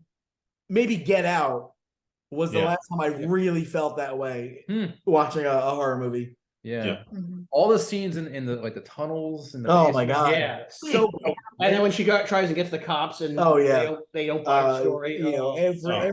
every turn Yeah. was it was like how have we gone in like I mean even like say like 40 years of like slashers. How have we never even touched these bases before? Yes. Hmm. Yep. Like and I'll say it again. Justin Long, probably one of my favorite performances of the year. Yeah. He was so good and so funny in Barbarian. Yeah. Just this is really top notch film. He was, I one of, mean, he was one of the few reasons I wanted to see this movie. Yeah. Because I love everything he's done in the He's- last 5 years. His character is a no sap apology that came to life. oh yeah, no, love Barbarian. It's like I always love when a good surprise horror movie comes along, and yeah, Barbarian was one of them. Nice. nice. Yeah, good one. Good one. I didn't even think of that one until you just mentioned it, Eric. Thank you. That might be on my honorables. Forrest, My number 5 was Pearl, Pearl. from Ty West. nice. Yeah, no, Ty West is been one of my he's one of my favorite horror yeah. filmmakers of the last 20 years Hmm. or of this century. Oh yeah, I mean And he like, was gone, but then he disappeared for a long time. And then he Yeah. came back with this and X, which is I'm gonna go ahead and say that's my number 4. yeah, like, I mean this I'm so excited for Maxine. Yeah, You know, it's this is yeah. definitely the most interesting horror series yeah. to come out in the last few years. And Mia Goth Oh, is just so she's great. tremendous. Yes. And I loved X so much. Same Yeah. here. Pearl I didn't like Pearl as much as I liked X, but I mean it was Very what a disturbing, trip. What a and trip. Yeah, it was really, and it looks so good too. It was I mean it was just like it was fun. It was just a weird a weird take on Disturbing. Wizard of Oz. Yep. But yeah, it definitely made my honorable mentions. It was a fabulous time. Nice. How about number 5 for you, sir? Number 5 for me, we're getting down to The Fablemans. Oh, Honorable mention. here for we me. go. My number 2, actually. My number 3. It was an honorable mention for Yeah, me. I yeah. think it got cut pretty close. So Yeah. Mhm. This movie was you know, I love Spielberg. I mean, as we all do. I mean, you know, we're a Spielberg generation. I mean, if you meet someone that doesn't like Steven Spielberg, you know, age group, Get the hell fucking out. get away from Cut him out of your life. Not a person. They are You heard it here, folks. abomination. They probably have no heart. Probably. Or they're too young and they've only seen things he's done like in the last 20 years. But I mean, there's nothing that Spielberg has done that's really grabbed me in a number of years. Like this. Yeah. And Yeah, that's a good this point. movie, just from the trailer, I was sold. You say that, but don't forget last year he had the best movie of the year, which was West Side Story. Actually, I forgot. I did forget that West Side. All right, but before West Side Story, okay, West Side Story was I mean, we talked about. I think we reviewed it. That was my number 1 movie last year. Yeah, it was on my top 10 last year. Yeah. As well. But yeah, that's true. The surprise that I was dreading, West Side Story, was perfection. Yes. Yeah, And, it absolutely was. but you know, and this is an amazing follow up to that. Yeah. Because it's goes back to Spielberg, His roots. and like I mean I love that Judd Hirsch got nominated. Oh, what a in great the- scene, though. in the movie for a minute. But I Yeah. mean he was wonderful. He always is. But you say that, but that minute that he is on screen, does he make the best of that? Yeah. And every performance, I mean Michelle Williams, Great. Always great. Paul I- Dano. like Paul Yeah. Dano. Michelle Williams' performance, it was one of those things where I kind of was like hoping she'd win, just because of like the emotion involved Mhm. in that. Like she acted the fuck out of that role, like like a person with mental illness, like You know, Mhm. like the depression that nobody wants to talk about, and like she really nailed it, and I absolutely, I mean, I adored the entire cast. Uh, you know, and I'm one of those guys. I love Seth Rogen. You give me Uncle Benny any day. Yeah, the fact that Seth Rogen had Listen, such an amazing, like, Honestly, I this is the first thing I've enjoyed from Seth Rogen in years. and I Yeah, wanted to see more Seth Rogen in this and the relationship yeah, between I him know. and Michelle Williams. That was I- the core of the movie. Yeah. They kind of didn't, expand upon it. Yeah, and then I mean, I had some, and I'm not gonna lie. I had someone complain to me that this movie was anti-Christian. yeah, I'm like, well, yeah, well, yeah, it's about a Jewish Yeah. guy in the 50s and 60s. yeah. It's like, all right, Or growing up Jewish in the 50s and 60s. What do you expect? It's a very good movie. It's not one Oh, of it's- Spielberg's best, oh no, it's one of his But best it's best in a years. while. right? Yeah. It packs a but punch. I mean, the story, the Spielberg being able to tell his own story in such a weird, and then it is some of my favorite Spielberg I've seen in a while. The ending alone is worth the price of admission. Yeah. And just seeing how he tells a very complicated story and about how he gets that love and need of cinema. Yeah, And it really shows you like the ups and downs of being an artist, and like only he could. And he And yeah, I actually, love the Fablemans. I So believe it's he waited for his real life parents to pass away before he told this story. I also think apparently he really wanted his sister. His sister was very involved in this one too, and it was with Tony Kushner that or not not Kushner, yeah, Yeah, Tony Tony Kushner. Kushner, that he's finally able to like feel the feel that he was at a place where he could finally tell that story of himself. Yeah, Tony Kushner and Spielberg have worked together on a few projects. Yeah, because So I think they said they worked on this while they're basically making West Side Story. I mean, yeah, I think Yeah. so. Yeah. Mhm. what he did in West Side Story was just phenomenal. Ugh. Now I just want to watch Dying West Side over it. Story. He's worked with Spielberg on Munich, Lincoln, Yeah, West Side yeah. Yeah, Story. Lincoln. Yeah. Yeah, those two churn out hit after hit after hit. So Yeah. amazing. So good. Yeah. This movie tells a very simple story in a beautiful way. Yeah. Yeah. I love the performances, especially from the main the kid who plays quote unquote Spielberg. Gabriel Luna, I want to say. Yeah, I'm trying to remember his name. Yeah. It's Gabriel something. Hold on a second, guys.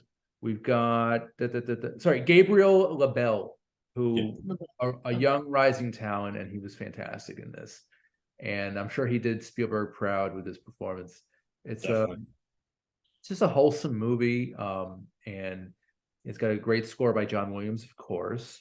Of course, yeah. And it's number 2 for me. I love it. So, all right, are we still at number That was me. I think that closed out. 4? So we're on 4 now. We're on 4. I think we're on 4. We're on 4. Okay. Number 4 for me is The Menu, and we've definitely talked about that Yeah. at length. Moving on to Rachel. Number 4 was the Batman. Nice. Yep.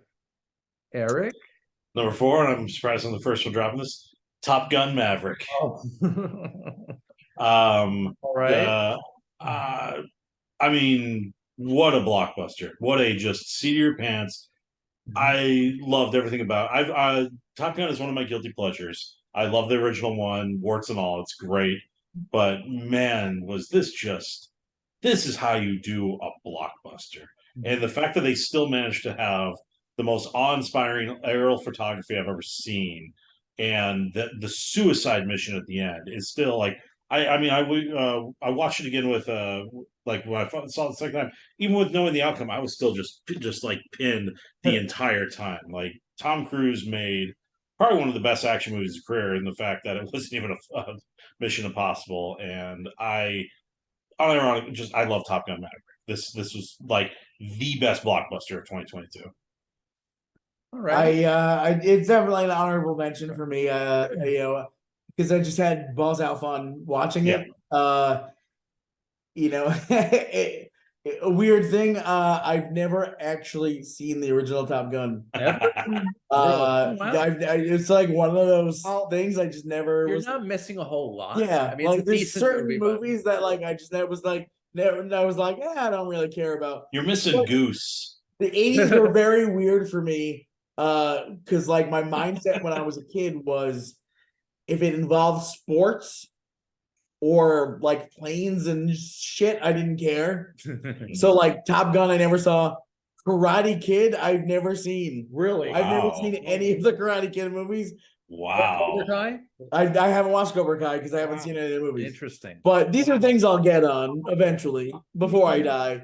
But yeah, just like weird. I think Top Gun and Karate Kid are like the two weirdest movies I have never seen. Yeah, for me, I did not see Top Gun Maverick. It's not even on my shame list because Yeah. because I'll admit I did not care for the original. Mhm. Yeah. I don't like Tom Cruise. Yeah. Mhm. Blasphemy. I'm in a hurry to see it. I mean, I enjoyed it. It's okay. Yeah. Great visual effects, great action sequences. I agree I that love John Hamm. I love Miles Yeah, Teller. of course. I thought they were fantastic. We got Steve Val Kilmer again. I'm They handled the Val Kilmer stuff so Oh, yeah. well in Maverick. Teller was underused in my opinion. Yeah, I, mean, love it. yeah, I think he's a good actor. He's one of my favorites. Yeah, I think just And I mean, as far as Tom Cruise goes, like Tom Cruise is one of those actors that in my brain, I'm like, fuck that guy. I hate him. Then I watch a Tom Cruise movie and I'm like, that guy's the best. Right. He's Yeah, that is the unfortunate thing. It's Mission like you're like, Impossible damn it, movies, science. Los And then he's like, hold on, let me do a 200-foot drop off of a canyon and parachute away. And you're like, Yeah, I love Risky Business. I like his Oh, yeah. his quieter, dramatic performances, like Born on the 4th of July. Oh, Fantastic. I'm doing that at a Cult Cafe Oh, soon, like Okay. over the summer. sounds Like good. July, I Like think. I would say close to 4th of July. That right? would make sense. Yeah. All right, good to know. The one thing that I will Veterans say- Day or whatever. Oh, cool. Okay, No, that's even more. Yeah. The one thing that I will say about Top Gun Maverick, aside from the fact that I liked it in spite of my feelings about Tom Cruise, the only other thing I'll say is my shame for it is the people that nominated it for best adapted screenplay. That's ridiculous. Who- Yes, so funny. especially when Matilda the musical was right there. Uh-huh. Yeah. It's like really the this is what you nominate. That's ridiculous. Yeah. I'm on the fence about Tom Cruise. Yeah, like his dramatic works really grabbed me, but aside from that, he's not a very interesting actor. No, I mean, I like, I love Collateral. Yeah. I enjoy, I like I love Risky Business, and I even loved him in. I actually thought he was hilarious in Tropic Thunder. Mhm. But Yes. Minority but other than Report. Oh God. No, that's it. That wasn't a bad one. Yeah, no. Yeah. him and Spielberg turned out some really good work together. Yeah. Yeah. Nice. Yeah, him and Spielberg when they went through their little moment, they made some really good movies together. Yeah. Also, I should probably mention that growing up, like my parents, because my parents don't care for Tom Cruise, so Tom Cruise was not a big deal. Was not really like a thing in my house growing up. That's probably Yeah. that's partially why I never got into his stuff. Yeah, I don't know if my parents even ever saw Tom Cruise movies. I don't know. I feel like, I mean, first movie I saw with him was Legend. Nice. Scott, Well, actually- really, Scott. Actually, I should mention also, I will say this also. Interview with the Vampire. Oh yeah, yeah. That I mean, great movie, but I think that was on the Tom Cruise. It's clear that we don't have a lot of far and away fans here. Yeah. But, Tom Cruise, is he gonna do more of these Top Guns, or is this it? Maverick, the problem was Top Gun has kind of been one of those sequels they've been trying for like 20 years to make a sequel to. And I think they finally just got the moment right. And I don't think there's any more Top Guns planned, especially with the fact that he's concentrating so much more on the Mission Impossible series right now. yeah. But I think it's the thing of, it's like every year that's like, oh, are we making Top Gun this year? Are we making Top Gun 2 this year? And I think especially, and then when Tony Scott passed away, of course, that really like just Yeah. like, well, Yeah, why do I that's- want to make it? And I think it finally found the moment and the script of where they're like, let's do it. Let's do Top Gun 2. It's kind of like how it took forever to get new Indiana Jones and Ghostbusters movies Oh. made. Like you, Yeah, they exactly. wanted to do them, but they just Yeah. it never So happened. I don't, the problem, of course, with the fact that it made like $1.5 billion, anything's possible. But my understanding is Maverick's kind of okay, we're done with Top Gun. And now and with Cruise, like I said, he's been concentrating so much more on Mission Impossible. I could see a spin-off series on Paramount Plus or something. Top Gun Rooster. Yeah, about the younger Yeah. cadets, or maybe even a prequel. That'd be kind of cool. Oh yeah. Who knows what the franchise? But as far as I think Maverick, as far as Tom Cruise goes, yeah, I think, and even then the movie itself pretty much kind of ends with going, all right, Maverick's flying off into the sunset. Literally, that's awesome. Yeah. All right, guys. So number 4 for you, Forrest. You're up. X, which I Oh, feel like X. I kind of feel like that and Pearl. we kind of overlap as far as Yeah. We did. Yeah. Honorable mentions as well. Yes. And then my number 4 is Banshees. Banshees. Sharon. So Nice. Okay. And we are up to number 3. And number 3 for me is Everything Everywhere All at Once. That was also my number 3. that was my That's my number one. That's my number 1. Number 1 for you guys too. That's It was my my number yeah. 1 until I saw 2 other movies later. But literally, like when I saw it in the theater in, was it April when it came out? Yeah, March yeah, or something April? No, like I went to a screening with the Daniels back in March. Yeah, Cool. in March. Lincoln- So when at Lincoln it Square. came out in Cool. March, at the end of the movie, said to myself, "Don't bother releasing any more movies this year. This one's gonna win every Oscar." That's how And I I was exactly. fucking right. Wow. Exactly. That's pretty psychic. You were running out going, stop the count, stop the count. Yeah, like, Nice. You foretold the future. yeah.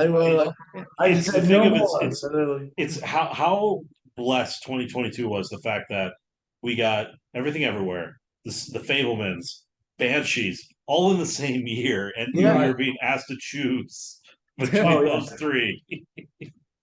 I know. It's impossible, and yeah, so Everything Everywhere, I finally was like, you know what, this was my favorite movie of the year, because it's probably one of my favorite movies of all time. Yeah. Like Yeah. this would be on the all-time list. All-time favorite Yeah, movie list. I just It's- finally saw it again theatrically when they re-released Yeah, it right after. this So I was like, this "Oh, this hell's up." yeah, there's I mean, where to even begin with how from Michelle Yao to Key to Mhm. just everything about the story of Stephanie Shu, Jimmy. Yep. It's like you have amazing action, a great sense of humor, beautiful story. The ending was perfect. It's like it is from start to finish, perfect movie. It's a work of art. Yes. The Yeah. They successfully managed to incorporate so many genres of film Yeah, into a movie without it being a mess Yeah. yeah. is a feat on its own. It's some of the Yeah. hardest I've laughed and some of the hardest I cried, all in the It's- same movie. It's all over the place, but at Yeah. the same Well, time, it's everything- focused. It's everything. Everywhere yeah. all at once. Yeah. Right, Yeah. that's it. Yep.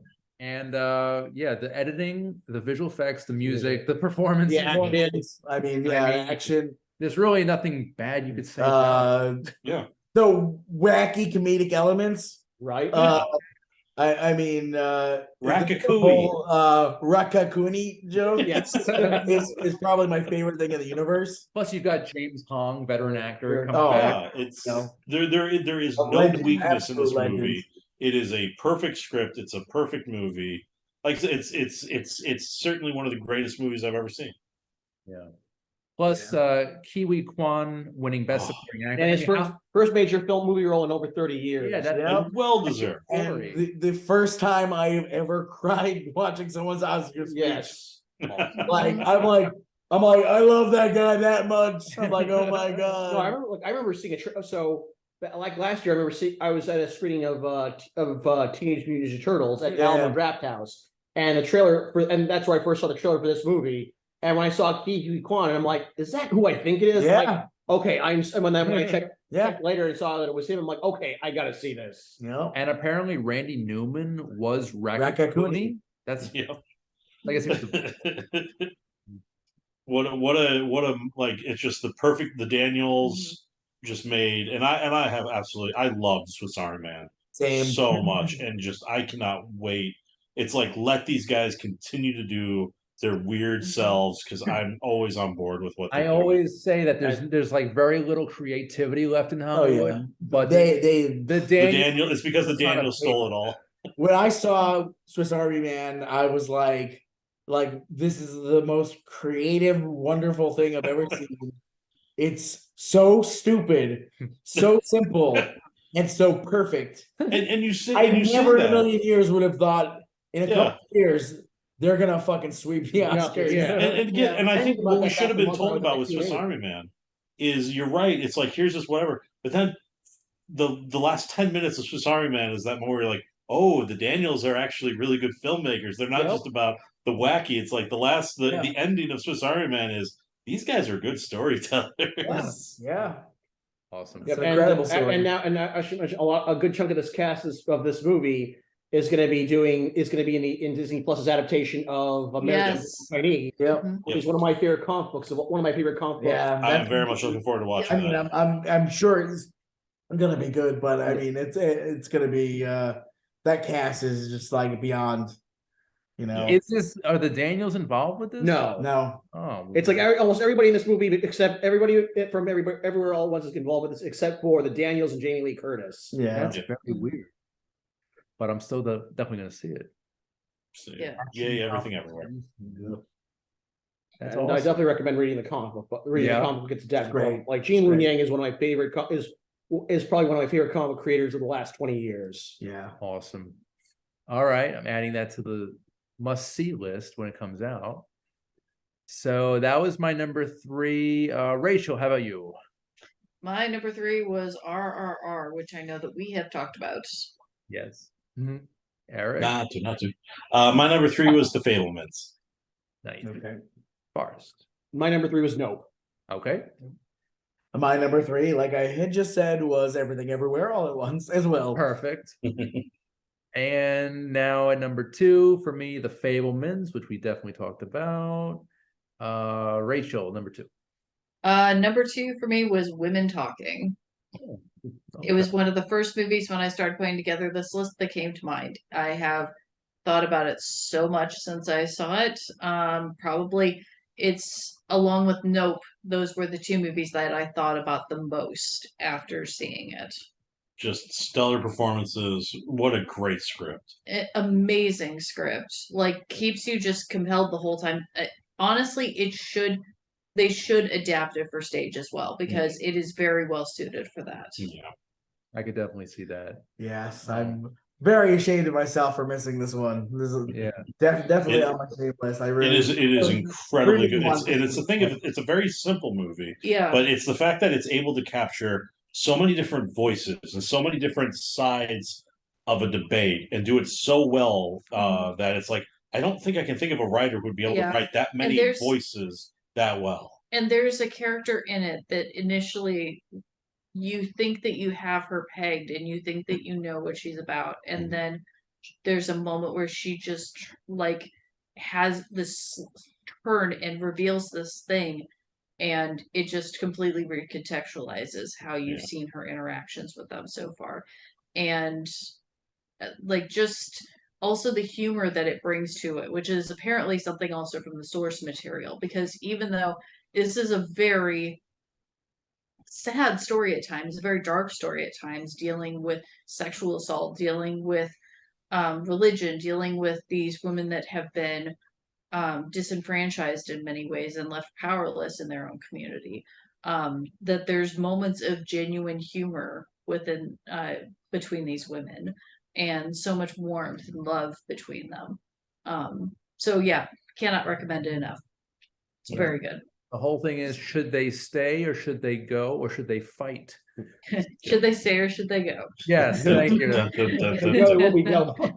I loved Jessie Buckley in this. I love her in everything she's Yeah, she's in. great. She's been one of my favorites for a few years now. Oh yeah. She's definitely a darling of indie films. Mhm. You know, she's an unstoppable force. The whole I- cast is really great. Yeah, I Yeah. mean, and Sarah Polly, I mean, you know, just Yeah. her body of work. Hmm. You know, I'm just so impressed with a lot of the things she's done over the years, and Yeah. I was really looking forward to seeing this one, and just kind of missed the ball on it. Yeah, basically, so all the women, they definitely have a unique voice, but they kind of just join together for this common purpose. And it was really, really well acted. The screenplay plus the performances really sold this movie for me. Yep. So That's a really good number 2 for you, Rachel. Kudos on that pick. Eric, number 2. Number 2 is Banshees. It's again like If Everything Everywhere was so good, but it's always Banshees is also so. It's like these Oh, you're both of a them fan. are You're a perfect fan of that. movies. I juggled those two around a lot. My top 5 were a lot of juggling. Right. Yeah, but I mean, we've talked so much about Banshees. Again, just what a remarkable movie. For sure. Yeah. Forrest, number 2 for you. The Batman. The Batman. Man, fantastic. Matt, I think yes. I think that our number 2s, they're all like. I feel like our number 2s are very telling of us as individuals. It's been interesting. My number 2 was Vengeance. DJ Novak. DJ Novak Yeah. movie. It was a surprise that I loved it as much as I did. It was one of those things where like I was like, I'm gonna like this. I just really loved the writing, the pace, the back and forth. I thought Ashton Kutcher was amazing in it, which is something I thought I would never say out loud. I just really I don't ever listen to podcasts, but I love movies about podcasts. That's funny. All right. I don't know. Weird. But I honestly, it's a real surprise for me. I saw this movie and like I thought about it for like forever. I'm still thinking about it. I still haven't seen the whole movie. Yeah. But actually, a side note, Rachel and I were fortunate enough to be on the red carpet Yep. at the Mhm. film festival Oh, last year nice. for Vengeance. Yeah, I just I was just really interesting. liked it. Yeah. All right. A movie about podcasts and Yeah, the mystery that follows. yeah, because I also love like the whole like you go down for a reason and then you get stuck in this different Right. reason. It's something like like only David- murders in Or David Lynch. Building, yeah. where it's like I just love stuff like that and this is like It's almost a David Lynch type of yeah it's situation. there's a lot of like Lynchian things in it. It's bizarre and absurd but still like kind of straightforward. It reminds me a lot of like early Coen brothers. Yes. Just like a lot of like 80s like like Blood it's Simple. kind of like like Coen brothers meets Jim Jarmusch. Like it's just with a pinch of Lynch and it sums up like basically like what made me love indie film is like those directors. And this movie just brought that into a fist to punch me in the face. And a lot of kudos to BJ Novak for that punch. Exactly. who directed, wrote, and And starred. starred in it, yep. So there you Yep. are. All right. Wow. Good. So, That yeah. was I did not expect to hear that Yeah. entry. It's a lot out of the blue, I guess. For sure. All right. So those were our number 2s. And now for number 1, my number 1 pick, The Whale. My number 1 as well. Oh my God. Honorable mention for me. Honorable mention for you. Honorable mention. For me. Honorable mention for me. It's- That was a very I- hard one to It was a very difficult one for me not to have on my top 10. Yeah. The only reason, the top reason, Brendan Fraser. Brendan Fraser's powerhouse performance, it earned him an Oscar. He earned that Oscar. He And, really did. Even though it was a lot of makeup applied, a lot of prosthetics, he gave one of the greatest Yes. performances probably the greatest performance of his career Yeah. so far. So And so far. And then it grabbed me. It was it destroyed me. yeah. Cried like a baby during it. And I'll admit, it kind of did trigger my frustration with writing essays in school. yeah, right. Same. and I absolutely loved Sadie Sink and Hong Chow in it. Yep. Yes. And we've Great. talked a little on me taking my kids to the movies. Yes. I brought my kids to see The Whale. Wow. Wow. And yes, I know that it starts off with a fat guy jerking off. Yep. But that's Spoiler just my alert. luck. Spoiler. But yeah, If that's not life, what is? yeah, it's only to be expected. But all of my a 15-year-old and a 11-year-old and a 9-year-old, they all absolutely loved it. My 15-year-old said after the movie, says to me, that movie made me feel so many things. And I said, that's what real movies are supposed to do. And Nice. I know Seriously. that like it's like you finally experienced cinema. And Hmm. it was a proud moment for me because I'm like, Did- I was like, Did you make them write an essay afterwards? you're welcome. But yeah, I was blown away by the movie. I just the performance. Yeah. I mean, everyone in that movie also like Han Chow again, fantastic. Stranger Things girl, Sadie Sink. Sadie Sink, Please, thank you. Mhm. awesome. Weird Boy, awesome. Missionary Kid. Yeah, Missionary Kid. He was okay. It was all right. But yeah, no, I just and Frasier, you know, he I mean he is a marvelous Yes. Yes. soul. This is the Renaissance. And Yes. and I was so excited when I saw him in his little bit in The Affair, and then when he got Doom Patrol, I was so happy, and just seeing him and things made me so happy. Mhm. And then this role, like, this is like everything his career was like built Yeah. into, like Yeah. the emotion that he put into this role, it blew me away. Yeah. Like I just and cried so hard. and all of Brendan's acceptance speeches Oh yeah. are so heartfelt and They are. genuine. Like They this, are. This is a guy I want to meet. I want to hang Oh, out yeah. with this Yeah. guy. This is a sweet guy, and he's been dealt a bad hand in life. Yeah. But this is his comeback story, and I'm Mhm. just so happy for him. And when he won the Oscar, Rachel, Eric, and Buzz, we were all cheering. Yes. Yeah. Like it was Yeah. the Super Bowl. Oh yeah. And- We were very happy about It it. was an amazing. Yes. I feel like I've never rooted for a human being Yeah. as much as like my dad roots for like a football team. Right. But when it happens, It was an amazing moment. I love it. I had no, I'm not gonna lie. After the Oscars were over, I went home and popped on Encino Man for him and Hugh Yep. Kwan. Nice. Mhm. Perfect tribute to that. Mhm. I am sure Sean Astin is. How am I not one of us? Pauly Shore, I would say. Yeah, Good question. Pauly Shore That was knows very that. And the good. Oscar goes Pauly to. Shore knows why he's never won an Oscar. Sean Astin is questioning it. Right. Yeah. Oh my God, what kind of a world are we gonna live in when Pauly, If Pauly Shore- wins? I accept that challenge. I'm gonna make the movie that makes. See, Pauly you Shore say win. that, Adam Sandler's come close. meanwhile, then I'm like, Oh, yeah. Close. Yeah. Hey, let's. yeah, I was gonna say the fact that like we were like borderline. I'm like, I think Adam Sandler may have be like the best actor after I can't think of the movie. Uncut Gems. Uncut Gems. Punch After of Love. Adam Sandler did Uncut Gems, it's like maybe there's an Uncut Gems out there for Pauly Shore. Oh yeah, God, yeah, it's possible. that's a sign of the end of the world. Maybe he needs to work with Daniels. Biodome 2, here it comes. Mhm. But with Brendan's Renaissance, Killers of the Flower Moon.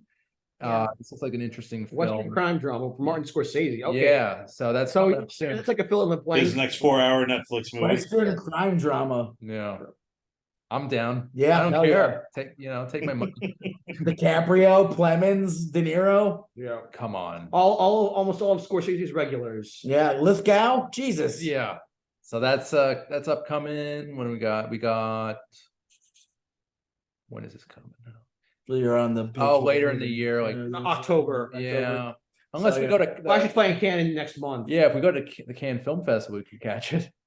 All right, so I'll go to camp. Road trip. Road trip. Under the road. In the Under air. the radar. I like it. Under the air. Yes. Perfect. All right, so that's my number one. And actually, for a while, I was debating: do I want to put everything everywhere there? But you know what? I love the whale scene. Yeah, that was that's my, gotta be that was my predicament too. Was like I had like 3 movies that I was like right, kind of juggling. 1 to 3. Yeah. Yeah, oh yeah. No, my top 10 was very difficult. There was a lot I unfortunately had to cut out. A lot of rearranging. Oh yeah, there was a lot of back and forth. I mean, if you ask me tomorrow, it might be different. Yeah. Yeah. Mhm.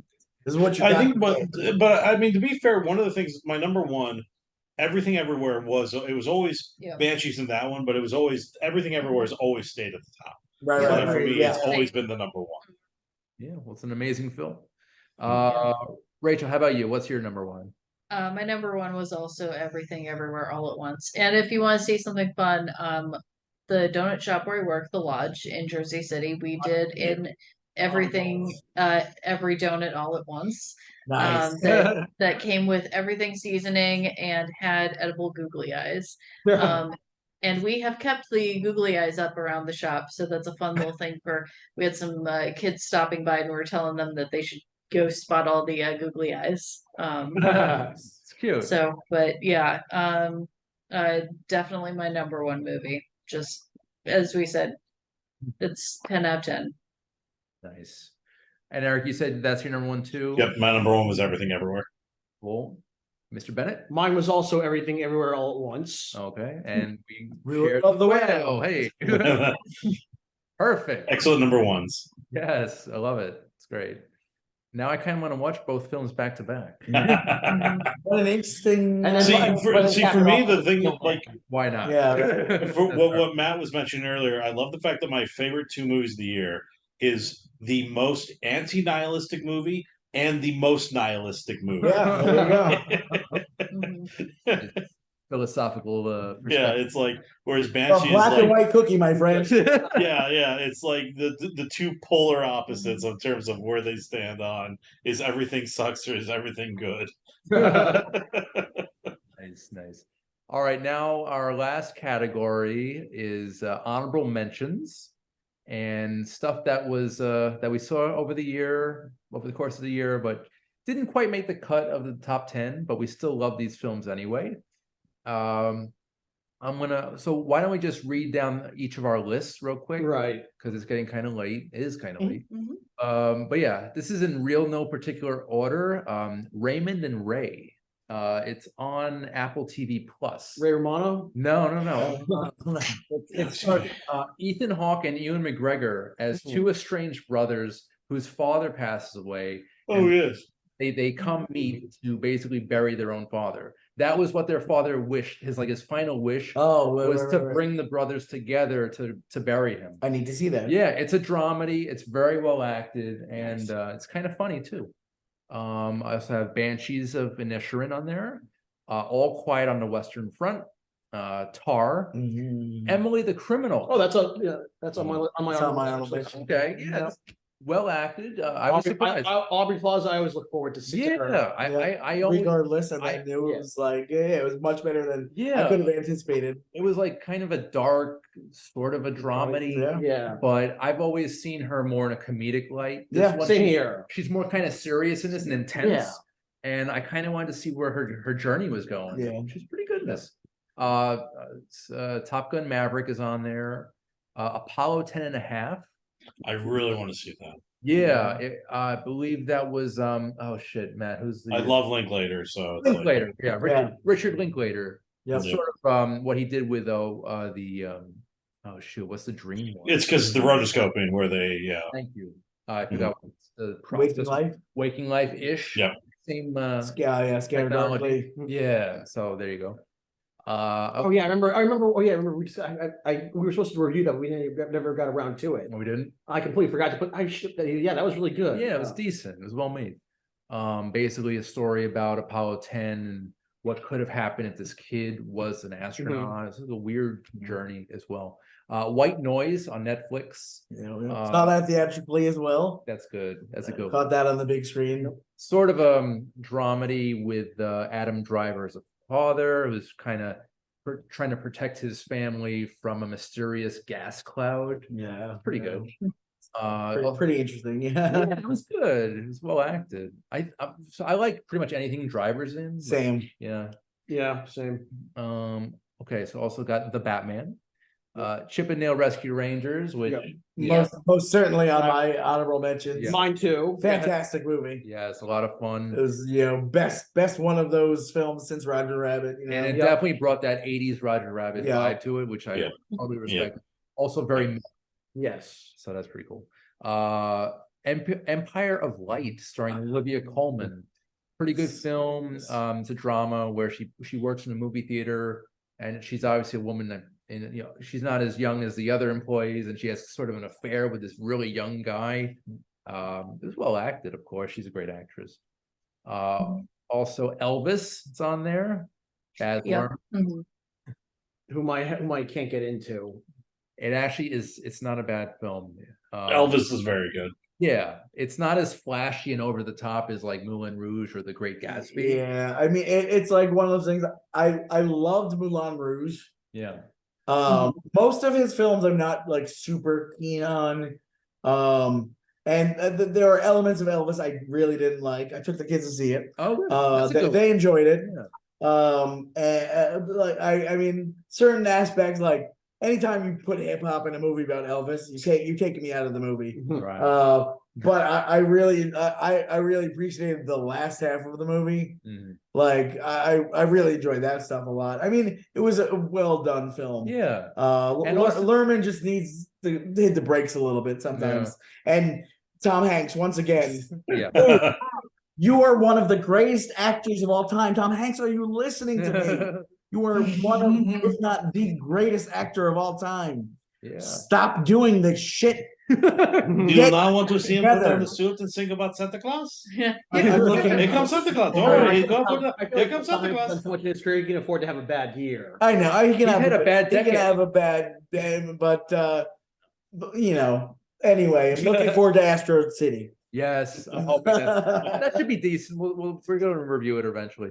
All right. So Elvis, and now Triangle of Sadness, which we sort of talked about a bit. And rounding out my list is Bones and All, That sounds interesting. which Yeah. yeah, it's a romantic drama Chalamet about cannibals. And actually Mark Rylance and Mark Rylance is in brilliant. a creepy as hell The role, creepiest performance of the year. but a fantastic role. So good. Yeah. I loved Mark Rylance in this movie. Yes. The rest of the movie I liked. But his Right. creepiness made the movie. I wanted more of him. There needed to be more of him. But it was a good, like I didn't know what it was like. Twilight meets Silence of the Lambs. yeah, it was like But there are some scenes in it too that are very freaky and disturbing. Yeah, Like there's yeah. an opening scene oh yeah, at yeah. a slumber party. Oh, I will so not good. spoil it. And it's in the trailer, but they don't show you where it goes, and it's like kind of a little bit like, oh wow. Yeah. And I just got to mention here another thing is the score of this, you know, another Trent Reznor, Oh yes. I think it's Finch score, which you know they're always great. Oh yeah, for um, sure. But yeah, this movie kind of flew under the radar. Yes, yes. It was out and gone real quick. But I definitely enjoyed it. Yeah. And Plus, I've been really weird as shit. interested in Timothy Chalamet's career. He's been picking very good projects. Oh yeah. Even Dune and French Dispatch. Yeah. He's a young actor with a good head on his shoulders. Yeah. I mean, So- you know, his previous work. I'm like, what was Call Me by Your Name? He was Oh, yeah. fantastic in. Right. Lady Bird. He's a promising. Little Women. Yeah, Little Women. He's great, and You know, he's gonna one day be a Johnny Depp, and there's gonna be a whole bunch of controversy, and he's gonna get canceled like you wouldn't believe. right. But we're gonna enjoy him now. See, he's what I wanted Harry Styles to turn into. I didn't care enough about Harry Styles for him to turn into anything. Fair enough. The only thing I like about Harry Styles really is that he's playing Eros, aka Star Fox, a Marvel character I love. I'm thinking of the Super who- Nintendo game. Yeah. Yes, which but, I hope they make it. I love the character, even though the character is also canceled. Oh God. Well- See issues of She-Hulk. Yep. Nice. Uh, So those are my honorable mentions. Rachel, how about you? Okay, I'm gonna just leave off the ones that we've already discussed. So I've got Ice Merchants, which is available for free on YouTube. Excellent. It's one of the animated short shorts. films. Also animated short, The Boy, the Mole, the Fox, and the Horse. Excellent. It's on Apple TV. Let's see, Matilda the musical, as I mentioned before. I think the best iteration of this story is the stage musical, but I think that the movie musical was a great adaptation of it, nonetheless. And Emma Thompson was hilarious and perfectly cast as Agatha Trunchbull. I also have Puss in Boots: The Last Wish. Heard great things about Really, really fun, more gorgeous than it had any right to be. Like, just really cool animation style to it. Very, very striking visuals. I had Violent Night. Oh, sorry, go ahead. Like a Spider-Verse style, right? Yeah. Yeah. The thing that's great is they're the only company, DreamWorks is the only company that upped their game since Spider-Verse came out, animation. Yes. Huh. They did it with it's on my honorable mentions, Bad Guys. Okay. You know, they included that stylistic approach that was like, oh, thanks for giving something different. And they really, really knocked it out of the park with Puss in Boots. They upped it to like this is us, you know, like, because it's like, you know, Sony is changing animation and no one was getting on board with it. The DreamWorks was like, well, why don't we do that? It's like how everyone ripped off Pixar, you know, as soon as they happened, and like now it's like, oh, there's like this fresh new thing, and like DreamWorks is the only one biting. Like, Yeah, and I have to also give a shout out to Harvey Guilan, who played the voice of Perito, the dog that's along for the ride. Just so funny. Just steals the whole movie. Absolutely loved it. And then the last of my honorable mentions, I've got Violent Night, which I know we talked about before, but bears mentioning again. Really enjoyed it. Barbarian, Chippendale Rescue Rangers, Fire Island, which I know has not been mentioned yet, but it is a gay adaptation of Pride and Prejudice set on Fire Island. It is so good, so funny. And it's on Hulu, I believe. So it's available if you have Hulu, it is available for streaming. Also on Hulu, Good Luck to You, Leo Grand, which is another great Emma Thompson role. Emma Thompson is a woman who I believe that her husband has recently died, I want to say, and she hires a sex worker to help her achieve her first orgasm. Well, that's she puts that as like a wish list, but she thinks it's never going to happen. So she's going to at least like have him help her explore her sexuality. It's really well done, just really great conversation between the characters, well written, not what I expected exactly. Yeah, again on Hulu. Bodies, we discussed before. Wakanda Forever, also discussed before, and She Said, which is available on Peacock. Nice. Good list, Rachel. Good list. Eric, you're up, sir. I'm going to keep mine short because most of them have been mentioned. The ones that I want to add is Doctor Strange and the Multiverse of Madness. Yes. Loved it. I absolutely loved it. One of them. Again, if it wasn't for the Batman, that would have been my favorite superhero movie of the year. I know it's been mentioned, but I feel like this movie was made specifically with me, which is weird. The Ali Yankovic story. I loved it. I don't know if this was a good movie, but my guilty pleasure of the year was Deep Water. It's not a good movie, but I loved it. It's so bad, and I loved it. So that is right my now. guilty I'm pleasure. like, did I see that movie? That's the one with Ana de Armas and Ben Affleck. Oh, yeah, Anna de Oh, Armas. Yeah, it is my guilty pleasure of the year. Again, it's not a good movie, but boy did I enjoy it. Right, there's And- a couple a married couple that has turmoil in their life. Yeah, Did not it's such a guilty pleasure. And I would say the one that I was very mad that I had to knock off my top 10, Jackass Forever. Oh, that's on my Um, that was one too. That was my first honorable mention. I was gonna Yeah. mention Mine. I was a kid watching MTV all over again. I'm so glad Knoxville and Company destroyed their old bodies. Yes. Yes. And like any terrible parent, You took your kids. Yeah. I brought my kids to Yeah. see the most amount of penises I've ever Yeah. seen in my life. I mean, I was dying of laughter. I He think. laughed so hard. Yeah. I mean, there's I so haven't many laughed that moments in hard in Jackass a year. Forever. In But I so think the long. one where they locked him where they turned off the lights and locked him in the trap room. Oh my I god. was I almost dying threw up. of I was laughing laughter. so hard. Like Yeah, like it like honestly the most I've laughed in Yeah. years. That's a fun one. That's In a fun years. yeah, no, it's the Jackass Forever. I loved it. I love those idiots. I love them so much. Yeah. Nice. Does that round out your list, Eric? Yeah. But I just wanted an excuse to call it Jackass Forever. Hell yeah, hell yeah. Thank you, sir. All right, so not counting anything we've just so my list just only the ones that we haven't brought up because I'm gonna not just ones that just to mention the ones that haven't been brought up yet. Yeah. Ignoring ones we've already mentioned. Scream 5, Oh, It was on mine as well. Yep. Studio 666, a horror comedy starring the Foo Fighters Foo Fighters. Huh. with Oh General yeah, that's right. I heard about that one. Oh, On my list as well. nice. That was almost in my top 10. Me too. It was a lot of fun. Yeah. Beavis and Butthead Do the Universe.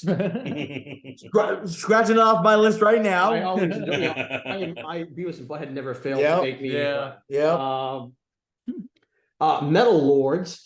Oh. A teen comedy on Netflix Yeah, yeah. about three teenagers starting who form a heavy metal band and are determined to win the battle of the bands for their school. Still need to see that. Nice. And be worshipped as metal gods. Wasn't that a movie in the 90s? I want to say Detroit. Bill and Rock Ted's. City? Yeah. But like in addition to, along with movies about comic books, movies about heavy metal are always going to be Airheads. like Airheads Yeah. or Spinal Tap. Like that, like those movies are always gonna be Close to your heart. yes Gotcha. as a heavy metal fan. And then next is Deadstream. It's on Shudder. It's about this disgraced internet personality who tries to win his followers back by doing a live stream from a haunted house. But then things go horribly wrong, and the spirits of the dead wreak havoc on him. Is it found footage? Like Blair Witch style? Well, it's like straight. It's like it's like the new how Missing or whatever, where it's like Yes. all from the internet. yes. Oh, Like okay. this is all from like a stream. Oh, Yes. gotcha. After that, next is Sonic the Hedgehog 2. Oh yeah. Idris Elba as Knuckles. yeah. After that, Terrifier 2. Which Still haven't seen it. I've Yeah. heard really good things. I was surprised. Really I was good surprised that a 2.5 hours slash flick could actually be that works. On top of that, this was a crowdfunded. This was a crowdfunded independent horror film that managed to get played in multiplexes and Yeah. actually make a killing at the box office. things. Yeah. So there's 3 of them, right? Two. Oh, okay. This is the second. Yeah. Next I have Do Revenge, another teen comedy on Yes. Netflix. It stars Camilla Mendez, Maya Hawke, Sophie Turner, and Sarah Michelle Gellar. It's about these two teenage girls at a private school, at a posh private school in Miami, and they strike a deal with each other to get revenge on each other's enemies. Yep. Mm. Mhm. Next I have Easter Sunday with Joe Coy. And this movie got a lot of bad reviews, but as a Joe Filipino, Coy. but as a Filipino, Yeah. it really resonated with me. Like this is the first movie that I've seen with my family in years. Yeah. And we watched it and we're like, oh my God, that's us. Yeah. I mean, the only reviews of that movie that I listened to were by my Filipino friends because Yes, no, I don't trust anyone. Like, I'm like, No, do not listen to the critics. Yeah, as a Filipino, I will say that movie was and yeah, It doesn't- it's very much my family. every one of my Filipino friends. It really didn't look good from the trailer. It was like it's No, I saw for the trailer. I'm like, oh my God, this is. I'm like, I saw the trailer. I sent the trailer to my mom and all my relatives, Mm. and we're like, we have to go see this. Yeah. All right, Yeah. fair. And we loved it. Next I have okay, so I know this movie got a lot of shit. Halloween Ends. Oh, wait. Honestly, I Uh, enjoyed it. I didn't care I- much for the second one, but this one I Yeah, I really know, the enjoyed. first Halloween in this trilogy Yeah. was pretty good. Yes. Then it just gradually went downhill. I think that this one was much better than Really? Halloween Kills. Yeah, I agree. Yeah. Hmm. I think I yeah, At least they did something different. yeah. I don't know. You know, They I liked tried. it. They I liked tried. it. In my eyes, they kind of failed, and it just devolved into a mess. But And then my that's last my opinion. And then my last honorable mention that hasn't been mentioned yet is another Netflix original, Rise of the Teenage Mutant Oh, I haven't Ninja seen that yet. Turtles. Okay. It's an animated film. Yeah, it's I guess I mean, so as far as the Teenage Mutant Ninja Turtle movies have come out since the 90s, Right. like they haven't done too well with with the live action stuff. Yeah. But on the animated side of things, like Rise of the Teenage Mutant Yeah. Turtles, Batman versus TMNT, they've been killing it. How's the voice cast in this one? It's pretty. I mean, it's not. I mean, they don't sound anything like they don't sound anything like the voice actors from the '90s movies, but Yeah, yeah. they're pretty unique. They're unique. Cool. All right. Does that round out your? That reminds me of how much I'm actually looking forward to that Seth Rogen produced Yes, Mutant Mayhem one. Yeah, and also I should mention that much like Batman, anytime a Ninja Turtles movie comes out, it's odds are it's going to make anytime a Ninja Turtles movie comes out and it's not from Michael Bay, it's probably going to wind up Yeah. on my And to what Matt was saying, the animation in that, just based on the trailer, it's like Yeah. once again they're doing something unique and interesting. But yeah, Yeah. I'm looking forward to Mutant Mayhem. Yeah. Nice. Yeah, it looks good. All right. All right. Yeah, what's up? Then me, my list, what's left, I've crossed out so many because they were all the same. Bad Guys, I touched on, it was a very fun animated I film. would see that just for Sam Rockwell's voice. Yeah, I mean, and like Aquafina, everyone in it, it was a lot of fun. Nice. It's a good time. Bob's Burgers, the movie. Yes. We touched on a little bit. I see this. Honestly, my favorite musical of the year. I love that people were complaining that there was music in it, and it's like, have you ever watched the show before? Yeah, the Yeah, shows yeah, have so the much show- People music. complained about that, and it's like, Yeah. you're not a Bob's Burgers fan. Get out. Yeah, it's like Gene is Uh, literally an aspiring musician. Yeah. Yeah. Like, And, They and- literally made Die Hard and Working Girl into musicals. and once again, I have to praise them for the first 2D animated film by Disney in like 13 years or something like that. Wow, that's a good point. Yeah. So And it's not for families either. having 2D back is always a pleasure. Yeah. And last thing that I haven't crossed out here, The Woman King. Oh, Mm. okay. I enjoyed it. It was like, Well, Viola Davis can do yeah, no she wrong. was, a Yeah. powerhouse. Yeah. And I think she was robbed of a nomination. she definitely, it's one of those movies I expected to get a lot of Oscar nominations, and didn't. Mm. But I mean, it wasn't the best movie I saw this year, but it was definitely worth seeing. Right. So that I think that does it. And then everything else we've already discussed. And I think that rounds out our show pretty much. Yeah. Yeah. Whew, out of Covered a breath. lot. We did. Oh, it took us 3.5 hours. Yeah. Hey, it's once a year. Yeah. We get a chance to talk about some of our favorites, And and we get to take Yeah. all the movies and throw Yeah, them yeah. so quickly. Nice. Oh, and I just want to say that a movie came out I didn't see. I wouldn't say it's on my shame list because I really don't know anything about it.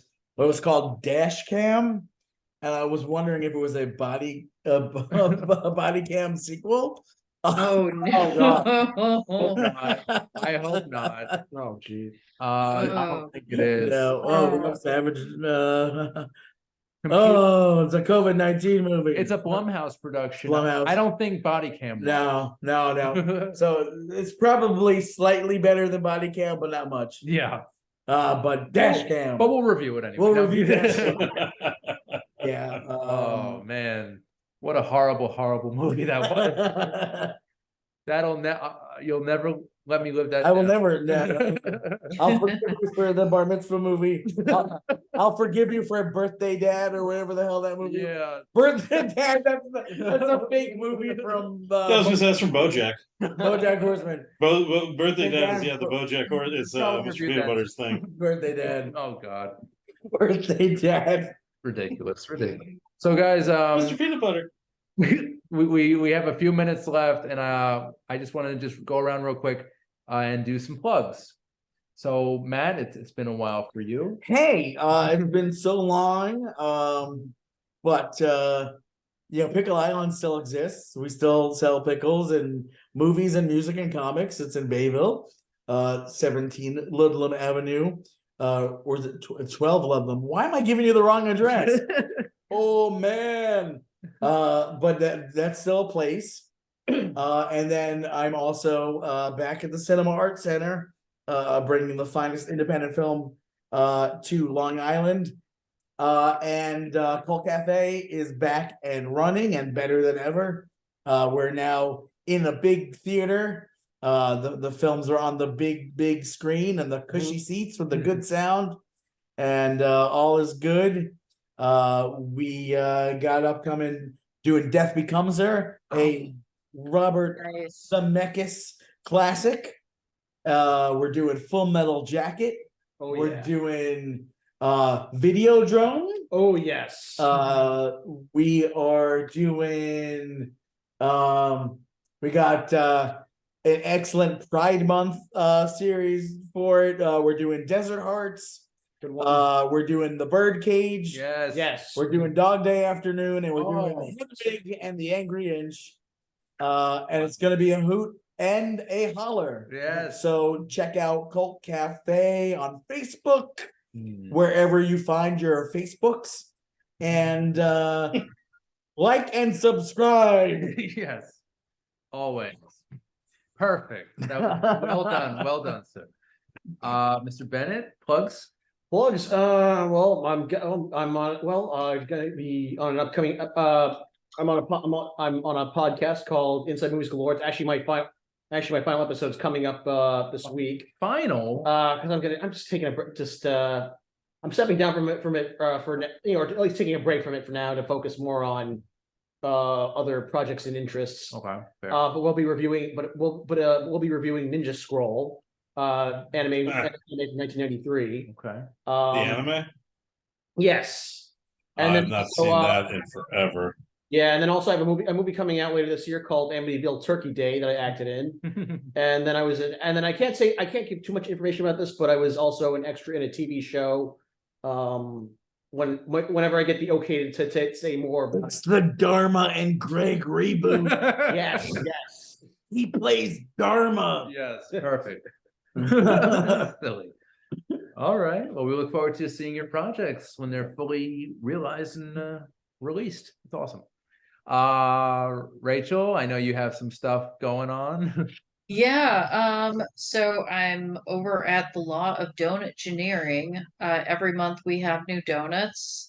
This next week is our last week of this month's menu, and we're gonna have some really good stuff rolling out here soon. So definitely stay tuned to it's on Instagram, it's the Lodge Donuts. And you can find me on Instagram at Second Act Bake Shop.